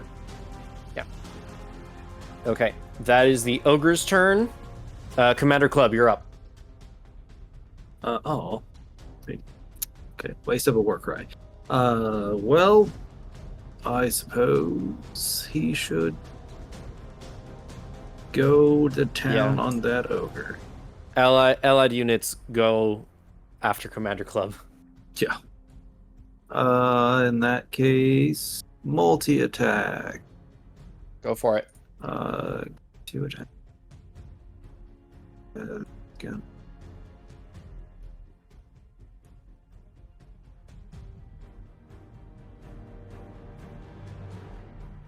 Yep, 2 great attacks.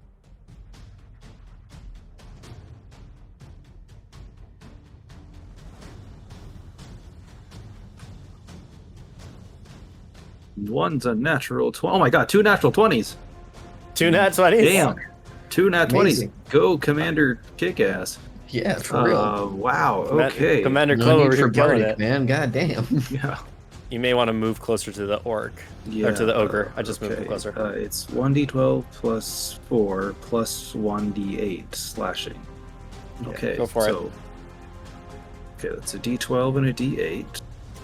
Which get doubled. Or you can Double. roll double the amount. I'll just do one of Okay, 7's on both, so 14 doubled.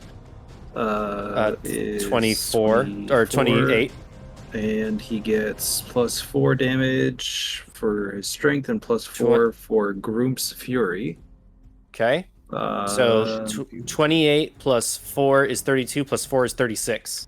Awesome. That's one attack. And that's one attack? Yep. Now, And you rolled a nat 20 on the second one? Yeah, that was kind of silly. 20's fun.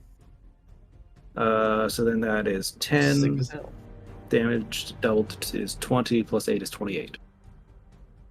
Hell yeah. 28 points of damage. How does Club want to fucking one shot the What a goddamn ogre? fucking- He's really frustrated that his war cry was for nothing.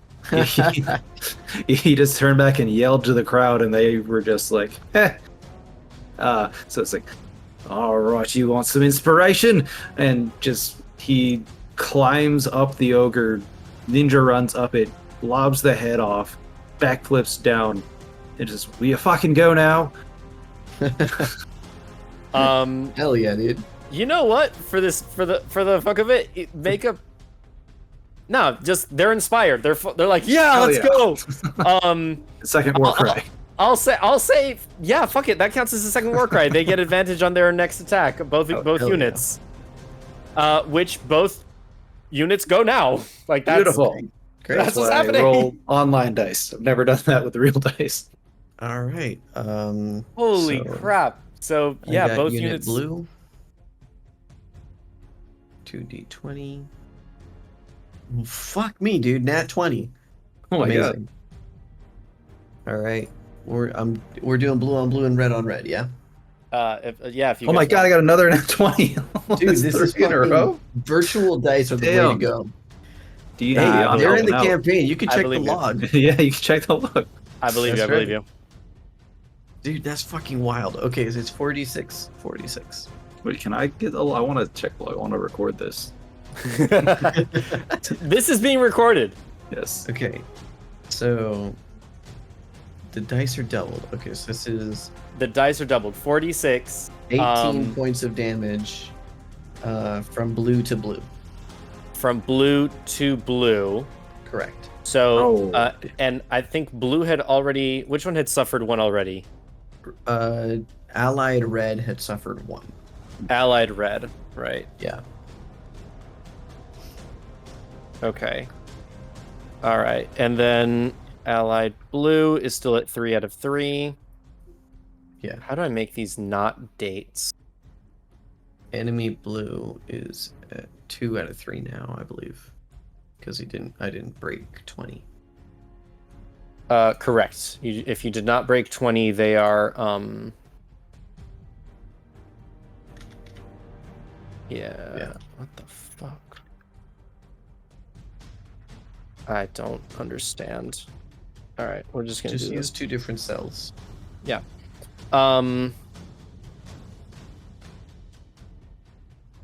Okay, so allied red, allied blue, enemy red, and enemy blue. So enemy red took 1 out, so they have 2 left. Mm-hmm.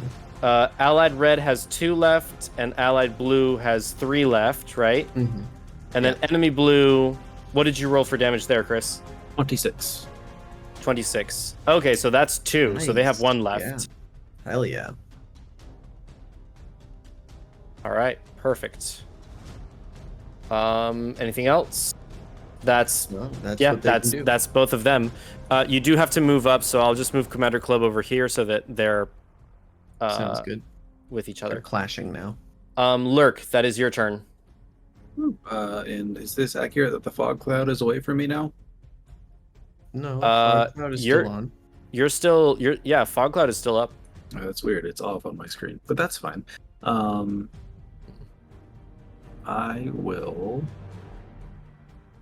Oh wait, since there's another advantage, I will just take a straight shot at the cultist again, and hope I get lucky.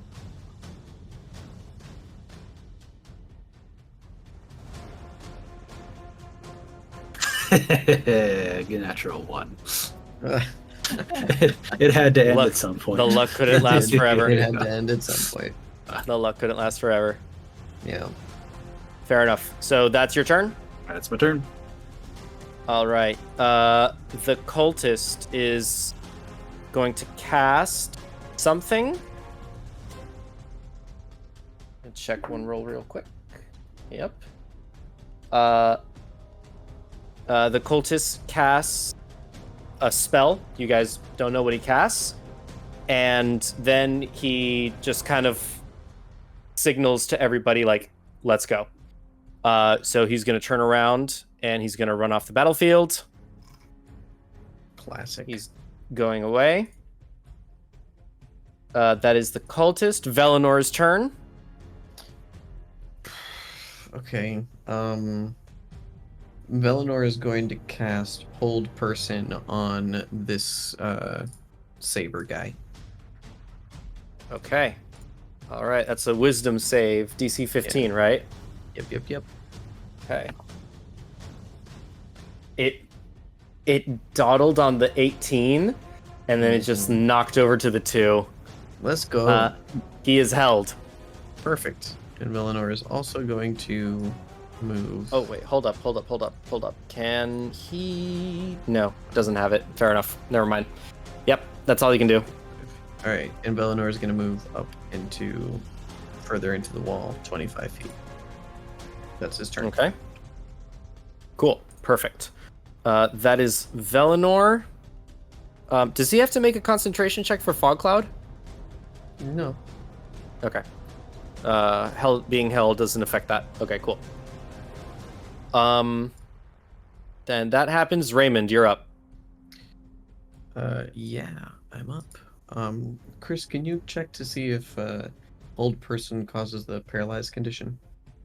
Let's see. I can. I believe it pull- does. Okay, if 80% it- sure it does. If it causes the paralyzed condition, does. the paralyzed creature is incapacitated and can't move or speak. The creature automatically fails strength and dex saves, attack rolls, blah blah blah. Any attack with any melee attack that hits the creature is a critical hit, Right. and I do believe But it if they're doesn't- incapacitated, they cannot concentrate on a spell. Is I that- think it just says no actions or reactions. Okay, I'll double check, but I believe it's fine. please do. All right, if it is my turn as Raymond, I use my movement 10, 15, 20, 25, 30. He can still concentrate. Okay. 30 feet over here. And I'm going to use... No, it cannot concentrate. Being incapacitated or killed, you lose concentration of spell.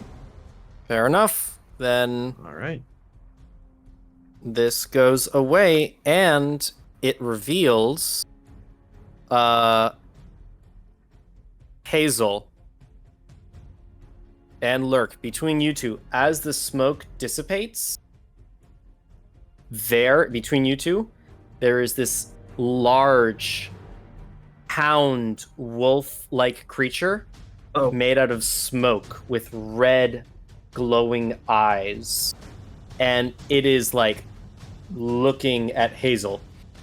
Hazel, you recognize this being. Okay. That is what happens when the smoke dissipates. I fully assume it's hostile. Reasonably so, right? It does not look. It looks hostile for sure. It for sure looks hostile. Okay, so Raymond is going to cast. Fuck me, dude. This is. Where is rough. Raymond? He's under unit red. There we go. Enemy unit red. There you go.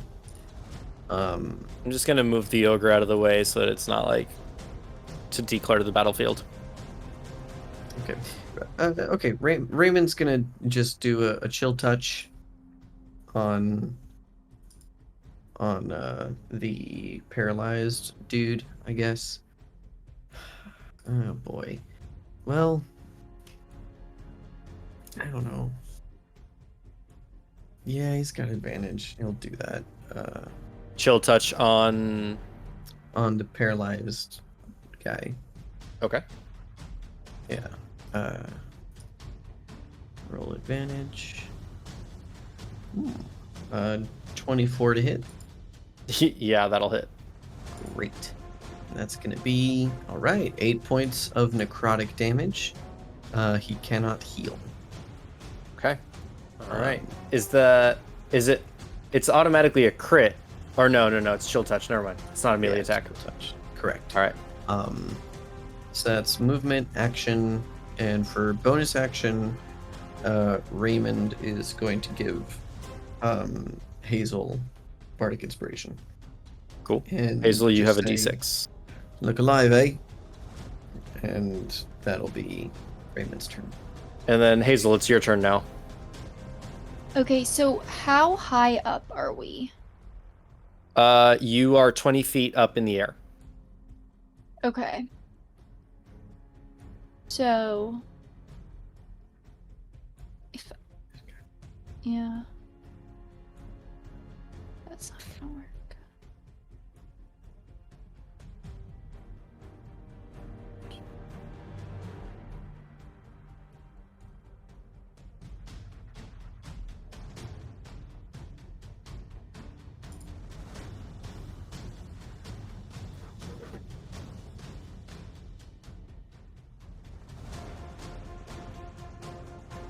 When I use my Misty Step, since it's my what is it? Fey touched. It's your Fate feature. Touch? Yes. It doesn't. It can I doesn't cost use a spell. Okay, so I can use it along with a spell, correct? Yes, Okay. but you do not have second level spell slots, so you could not cast it as a spell. You only get one free use of it a day. Right. And I can use it as my bonus action, but I can still use a spell and use my first level. Correct. Yes. Okay. Yes. I just wanted that to is make that is sure. correct. Yes. That was right. All right, so I am going to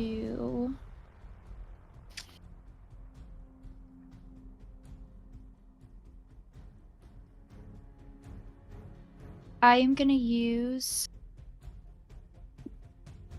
my one use of Misty Step. Okay. And go. Let me see, how far is it? I think it's 30. It's 30 feet. Up to 30 feet. Okay. So I'm going to go down 20 feet. And then back 2. So if I do that, is that good? Yeah, that's fine. Okay. Well, Oh, wait, I no, mean, sorry, that's not. we're not calculating hypotenuses, right? So, like, where do you want to go?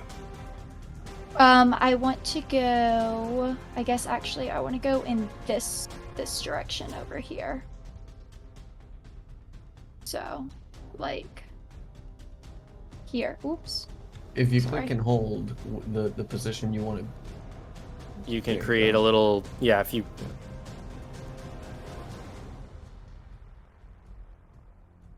You're making the. That's cool too. If you want to use the meter thing, just click and drag. I guess the problem is Whenever doing I this. drag it moves my entire screen. Right. You're Yeah, on an iPad. she's on an iPad. Sorry. It's Yeah, I all have to good. change Where do you want to go? Just tell me where you want to go, Can and I I'll just, put you like- there. I can move it if that's fine. Can I just move like Yeah. Sure. here? Yeah, that's great. Yeah, that's plenty. That's fine. Okay, let me make sure that's within my spell. It is. Now, if I cast something that has a 15-foot cube, would it hit part of the 2 enemy? It'll include both units. Or is it Yes. okay? No. So it'll like expand to the entire unit, even though it doesn't go. Correct. As long Okay. as you can hit one corner of the unit, you hit the whole unit. Okay, then I'm gonna cast Thunder Wave. Oh hell yeah! Yeah. Absolutely. All right. So that's a con save. Mhm. What is your DC? I have it Mine here. 14. 14. All right. So I'm going to say these units have a +1 to con. Okay. Cool. So here we go. That's a nat 20 on the first one. Hey, Unfortunate. Yeah, it's Yep. half damage. And 14 + 1 is 15. Dang. So the second unit also saves. But they Well, both take hey. half damage. So as long as Well, if you break yeah. 10, it's 1 hit point. See if you can manage it. So I you don't need think a it's minimum. You need a minimum of 20 points of damage. Yeah. To affect one unit. And it's 2d8, right? Yeah. For So damage? you're Well, not it's not gonna make Yeah. it. But that was a good attempt. It was a valiant attempt. Okay. That was a great idea. Absolutely. Wait, Um, actually, Marco, sorry. The second one that rolled is still baned. It's minus D4. So, yeah. That is -4. So the second Okay. unit can potentially take it. So roll 2d8. See what you get. Okay, I'm gonna re-roll it. Ooh, 12. Yes. 12 is enough. There it is. Let's go. I think that unit is destroyed, right? Amazing. No, I Yeah. think they still have 1 hit point left. They Because have I one only hit point. did 18 points of damage to them. Okay. All right. Mhm. Cool. Then That's still yeah. fantastic, though. Yeah. So it's actually that unit's turn. Rude. It's both of these units' turns. Uh-huh. They are both just going to Do- take their action to dash 5, 10, 15, 20, Do we get 25, 30. opportunity attacks? The enemy, the allied units, yes. Yeah. 5, 10, 15, Fuck yeah, 20, I'm taking 25, 30. opportunity attacks on that. And Go for it. Captain Badass. And Captain Club? Captain Club can take an attack of opportunity as well, sure. What's Well- their plus to hit? +3? +5. +5 to hit. Oh boy. Yeah, the ballistic is +3. Units get 16 to hit. Mine only got a 9. 16, I'll say does hit. I think I said their DC was 15. Yes. Yep. So 16 does hit, 9 does not. Ooh, Commander okay. Club reaches for Unit Blue then. Yes. Okay, it's adding up. There we go. 14 damage for the units. That'll take red out. Yeah. That'll take. Yeah, Chris, you're red.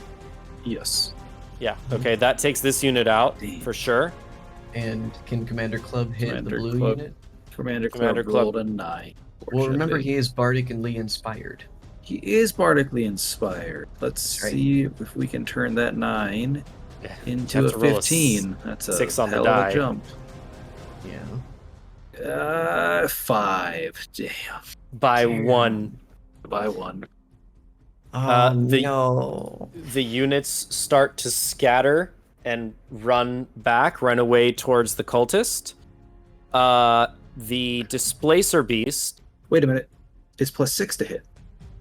Oh, I did that wrong. No, okay, so he does get it. So he gets exactly what he needs to hit.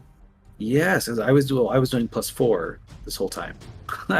So Oh, yes, he gets okay. +6 to hit. Oh, that's amazing. Why did I think it was +4? That was the ballista. Because his strength is +4, but his Yep. weapon attack is Yes. +6. That's beautiful. Okay, so he Beautiful. does hit. Absolutely. Yay! Let's go. Okay. Roll Commander, damage. Roll 10 points of Badass. damage. If you man. get that 10, this unit's gone. D12 and a D8. Oh shit. Good odds. Oh, it's a 12 on the 12-sided die. That'll for do it. 19 That's it. plus That's all you stuff. need. Let's go. All right. Let's The go. unit is essentially what happens is like it's not that the unit is entirely dead, but the unit disassembles. So all of the monsters that were in this unit start running away. They were already on their way out, but now they're just like panic running away. Next is the displacer beast, which at the beckoning call of the cultist is just going to deftly jump down Thank God. and then take its action to dash, and it's just running into the woods after That's its master. fine. So that's Laser Beast. all that's gonna do. So that, and then now the last roll for this thing. Yeah, that's not gonna be enough. So that's plenty there. That's all that is. So everybody's running away. We are back to the top of the round. The only thing that's left on the battlefield that's an enemy is the smoke wolf, Oh, okay. which it's too late. I missed it. We're fine. And this axe goes away because spiritual weapon no longer necessary. So we are back at the top of the initiative. Ogre is dead. It is Commander Club's turn. Well, he's gonna try to follow that sword person's footsteps and try to climb up the wall. Okay. Yeah, make an athletics check.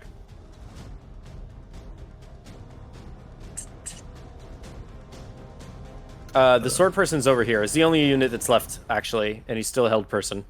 That's Oh right. wait, does he get? A Who's save going at after the end the of his smoke turn. wolf? Oh yeah, he didn't roll. Wisdom Commander save. Club DC got 15. an 11 to climb. That's the a wall? nat 20. Damn. Okay, he succeeds, but it is He at the end of succeeds, his but it's turn. the end of his turn, so he's still there, but he's no longer held personed. Correct. Okay, so he's still here. Yeah. And what did Commander Club get? 11 to climb the wall. 11 is not going to do it. Damn. Bummer. Uh, 30, and then just action dash 5, 10, 30. Going up the stairs. Okay. Like a plebe. A little less badass than. Well, Slightly less badass. Okay. That is allied unit's turn. I mean, there We're really close. isn't much We're to close do. to. Okay, we're close the to allied ending units are gonna dash ahead. yeah, cut off the. I think dig they can bag. get this far. Yeah. Why not? All right. Yeah. Yep. Cool. We'll leave that at there. Lurk, you're up. Is it possible for me to turn this ballista to point blank this wolf? No. You just want to use the ballista. Yeah, man. All right, then. No. I will turn the ballista more to shoot the guy across the way. Jesus Christ. You're gonna. We want a prisoner, man. I'm gonna say the ballista. It does not have the range to aim at its own ally. Thank you. You cannot aim it that far. It's got a Well, limited range of motion Good. designated for the front of the thing, for the front of the Citadel. I approve.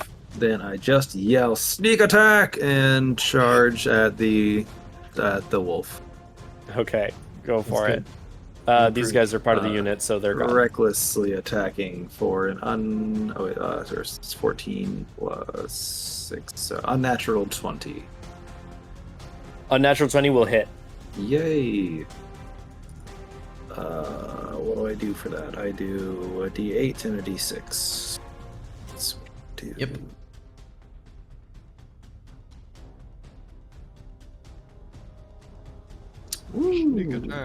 That's 9 plus 4, 13 damage. Piercing, if that matters. It does. 13.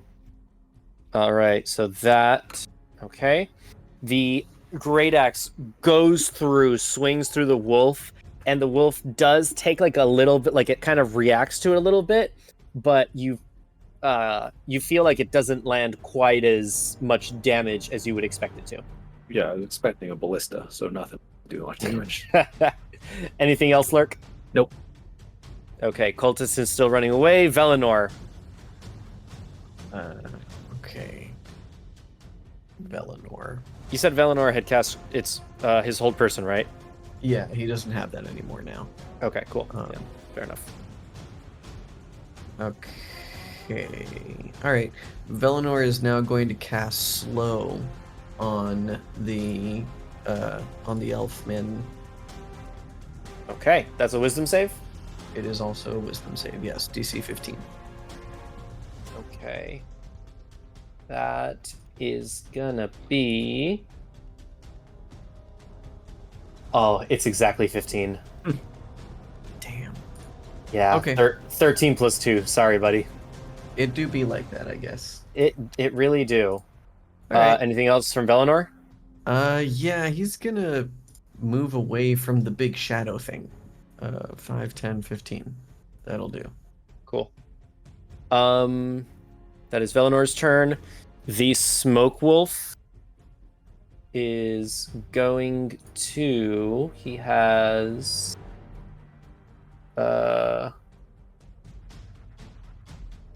Yeah, he can do that.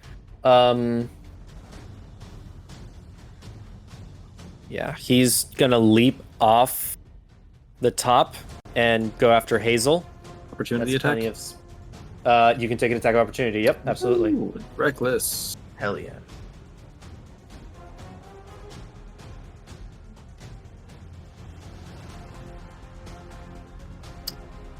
That's going to be 12 plus 6 for 19 points of damage. Hell yeah, dude.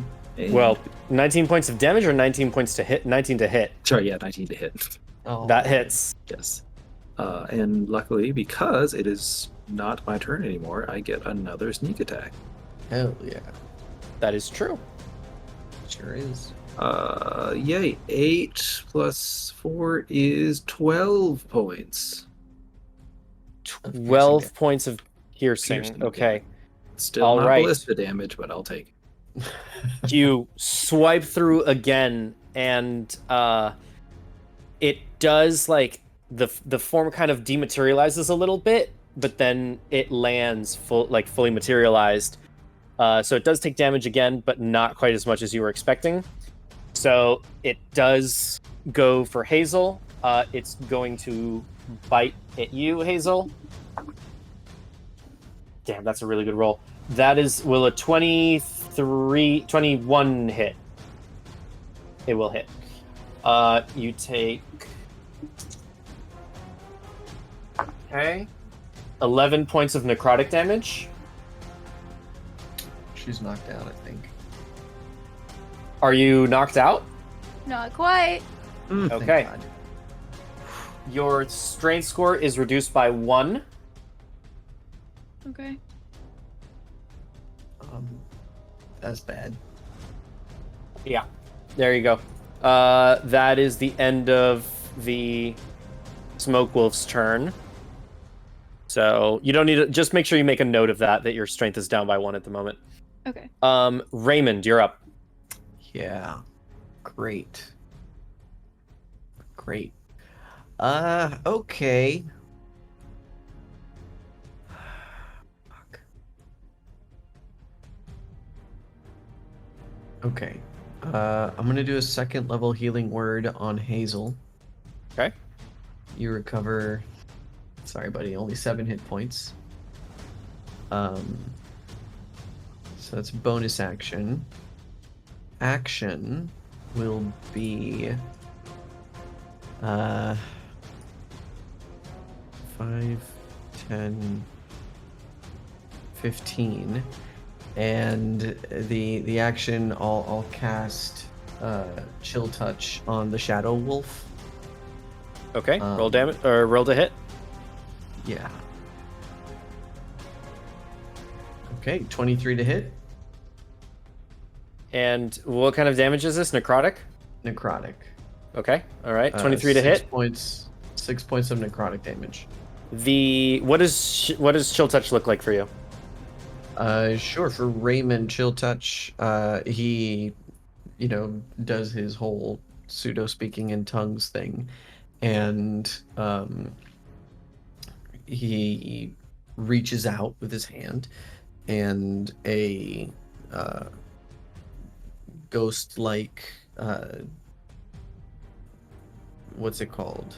I guess wisp. Okay. Would just kind of shoot out surprisingly fast, and have its shadowy purple hue. kind of The situation. shadowy purple wisp goes down. It finds its mark, but goes right through the wolf. Great. Nothing happens. Immune to necrotic. Yep. All right. So that is Raymond's turn. Hazel, you're up. I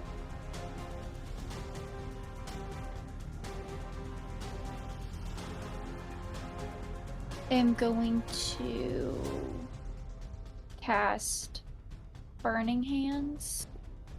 Okay. All right. So Love that's that. a This. dex save, right? Yes. It's Let's do That's going to be 11. That's a failure. Yep. It takes full damage. So roll damage, girl. All right. Oh, sorry. Let me see if it'll. Okay, it's not. Oh, there, it did it. 13 points of damage. How Hell yeah. does Hazel want to end this wolf? Let's go. She's gonna reach out to kind of grab the wolf, and fire is just kind of gonna come from her hands, and as it does, her hair and eyes get this like matching kind of glow to it, and it just Hell Nice. yeah. Okay. This smoke wolf disappears. Anything else you do, Hazel? mm-mm. Okay. It dissipates. It's the shaman, the elf's turn. And he is going to jump straight down. I'll take an Not- opportunity attack, non-lethal. Go for it. His athletics is good enough. He's only going to take 1d6 instead of 2. Okay. 22 to hit. 22 will hit. Great. And that's going to be 10 points of damage. Okay. He survives it. He's down on the ground, but he's looking really hurt.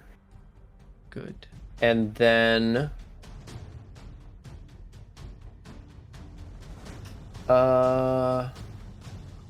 yeah, I think it's an action.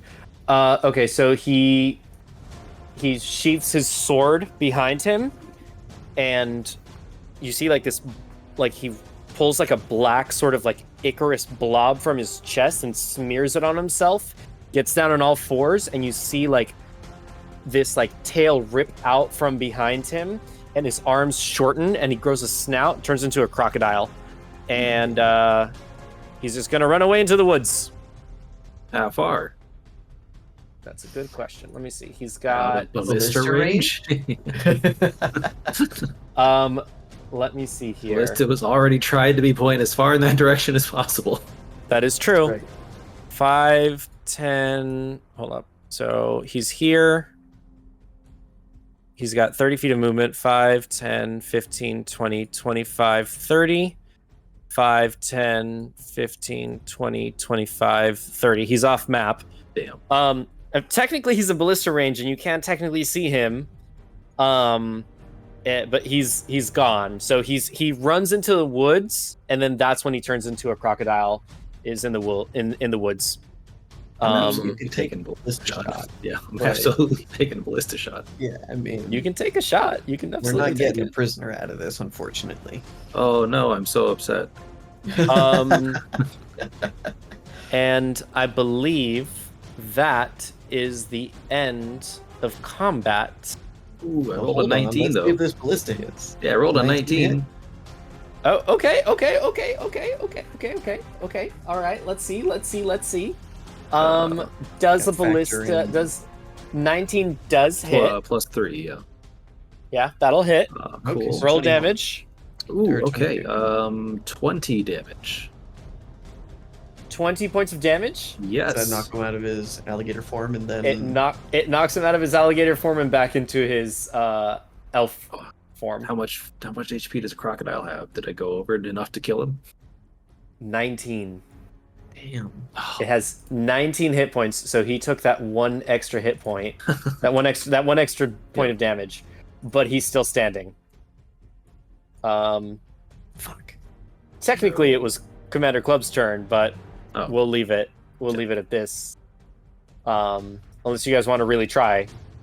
I mean, Commander Club's too far. I was gonna have Velinor cast Fly on Lurk and have him go after this guy, but I don't think that is in Lurk's interest. Well, I will take my movement 5, 10, 15, 20, 25, 30 to try to get to the other ballista to get closer. All right, we're If I gonna can call. have Velinor cast Fly on him. I will, but I don't think that's gonna be fruitful. We'll think call I- we'll call combat here. Yeah, that's fine. Fair enough. So, so we don't need to roll 20 anymore. So, the cultists, their forces scattered, run away. The door lays in shambles and nothing but splinters and driftwood. And all is calm in the night air. It's like 4 a.m. at this point, by the way. Wrong night to be drinking. It's a Shit. good night when you get to shoot a ballista. I'm gonna run back up so that I can be like in the same area as them again. You all get to like the ballista area. Commander Club like claps a hand on Lurk's shoulder. It was a very good night That to was fucking operate a amazing. ballista. What you did with the fucking ogre, like, holy Oh, wow. shit! What are you doing after this? They didn't make me commander for nothing. Why? You want to try to go a few rounds with the old Yes. man? We should hang out. Yeah, we can spar tomorrow. Absolutely. Oh, you boys did a great job. Hazel, you arrive and Valinor like shows up kind of at the same time. Yes, that was quite an impressive display. Just to So- clarify, when he casted that spell that we didn't know, we all saw it, right? Like it was Yes, you all saw it. so it was something we would have known, right? That it You happened. know that he cast a spell. You saw him cast a spell, but make an Arcana check. If you're proficient in Arcana, make an Arcana check. I just That didn't made want to me- say something and then it not be, you know what I mean? Like,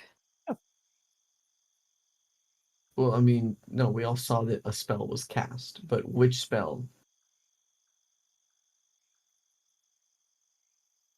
22.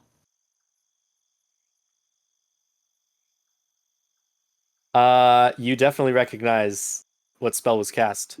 It was a sending spell. Yeah, I figured. Ascending spell? Sending is a spell that allows you to send a mental message to somebody else, as long as actually across planes of existence, even. And the person receiving the message can respond. So make a retroactive insight check, having known this, Hazel. Make a what? Like, just make an insight check based on like what you This think. new Like, you're information. trying to figure out what the response was. I'll give her a help 16. action. 16. All right, you can roll with advantage, I guess. 17. 17. Hard to tell, but a look of satisfaction came across his face, and it's like, all right, our job is done here. And Yeah, that's when he that's done. decided to walk away. So that is Okay. what you gather. When I get up to the group, I want to share this information. Yeah, go for it. Sure. All right, yeah, so we just been robbed then. Well, hold on, Hazel. How do you tell them? All right, I'm gonna go up to Raymond first and just kind of ask him if he noticed. Like, did you notice? Hazel? There you go. I gotta get out of back into like role playing kind of mode. Did you notice that spell that was cast? I noticed a lot of spells were cast. You mean before they ran away? Yes. I mean, I don't know which spell it was, but yeah. It seemed like a signal to me. You know, like, oh, it's time to go. I'm not sure Well, I know what spell it is. what happened. It was a sending spell of some sort. Okay, so it's communicate with someone. Yes, Fuck, man. but I don't know who he was trying to communicate with. Well, they were either talking to someone that's already inside or coordinated effort. Probably we just been robbed. Hmm. Fuck. Are you saying this like to the group or just to Raymond? Well, Like, just to Raymond first. You pulled 'cause- him aside? Okay. all right. Yeah, assuming that he may like have some additional knowledge Gotcha. to kind of Okay. add on to it, and then Yeah, I'm not I sure if guess they're working with someone inside or not, but we just been robbed, and I can't help but notice that there are a few people missing from our wonderful band of combat here. Uh, so that's inconvenient. Um, Either they were trying to handle the other side, or they were in on it from the other side. Uh, Fuck me. All right, you go ahead and tell the others. I'm gonna go see if Mercury and the others are alive. then I'll share basically just the exact same thing that was a sending spell with the group. Commander Club and Velinor kind of share a look. Yeah, that is quite odd. So something may have happened inside the Citadel. Raymond, as you're walking like off the ballista plate, like to go back to look for everybody, Azina kind of meets you right at the corner, and she's holding in her hand with a couple of guards behind her. She's holding this weird. It looks like a squid sort of looking thing. Like if you took like a squid and a starfish and then gave it like a head, and it's called a choker. Is what the creature is. If you wanted to look it up. Gross. Yeah. It's a smaller creature and it has really long sort of limbs. That looks kind of squid-like is the best that I can describe. Okay, I take a few steps back. She's like part of it's like dragging on the floor, and she like walks out on the deck with you guys. She looked like she was in combat. Yeah, she looks fucked up, and the guards look fucked up, Okay. and she just like throws it to the floor. It's dead. And she goes, Okay. "The frontal assault. It was a distraction. Yeah. They have taken one of our own. Which one? They have taken the kobold." Oh, dicks. Fuck. All right. Well, uh, great. So, rescue mission. Perhaps. And also, more importantly than that, they have a mind now that can potentially uncover the secrets of the item that has been stolen. Yeah, that's why they took her. Anyway, shit. Indeed. Very eloquently put. I Nice. shall get with the commander with Velenor, and we shall start to organize something. I guess I'll walk with you. Good job. Not good enough. I guess same here then. Yes. And that's where we're going to end tonight. Thank you all very much for watching. Tune in next time for the stunning conclusion. Yeah.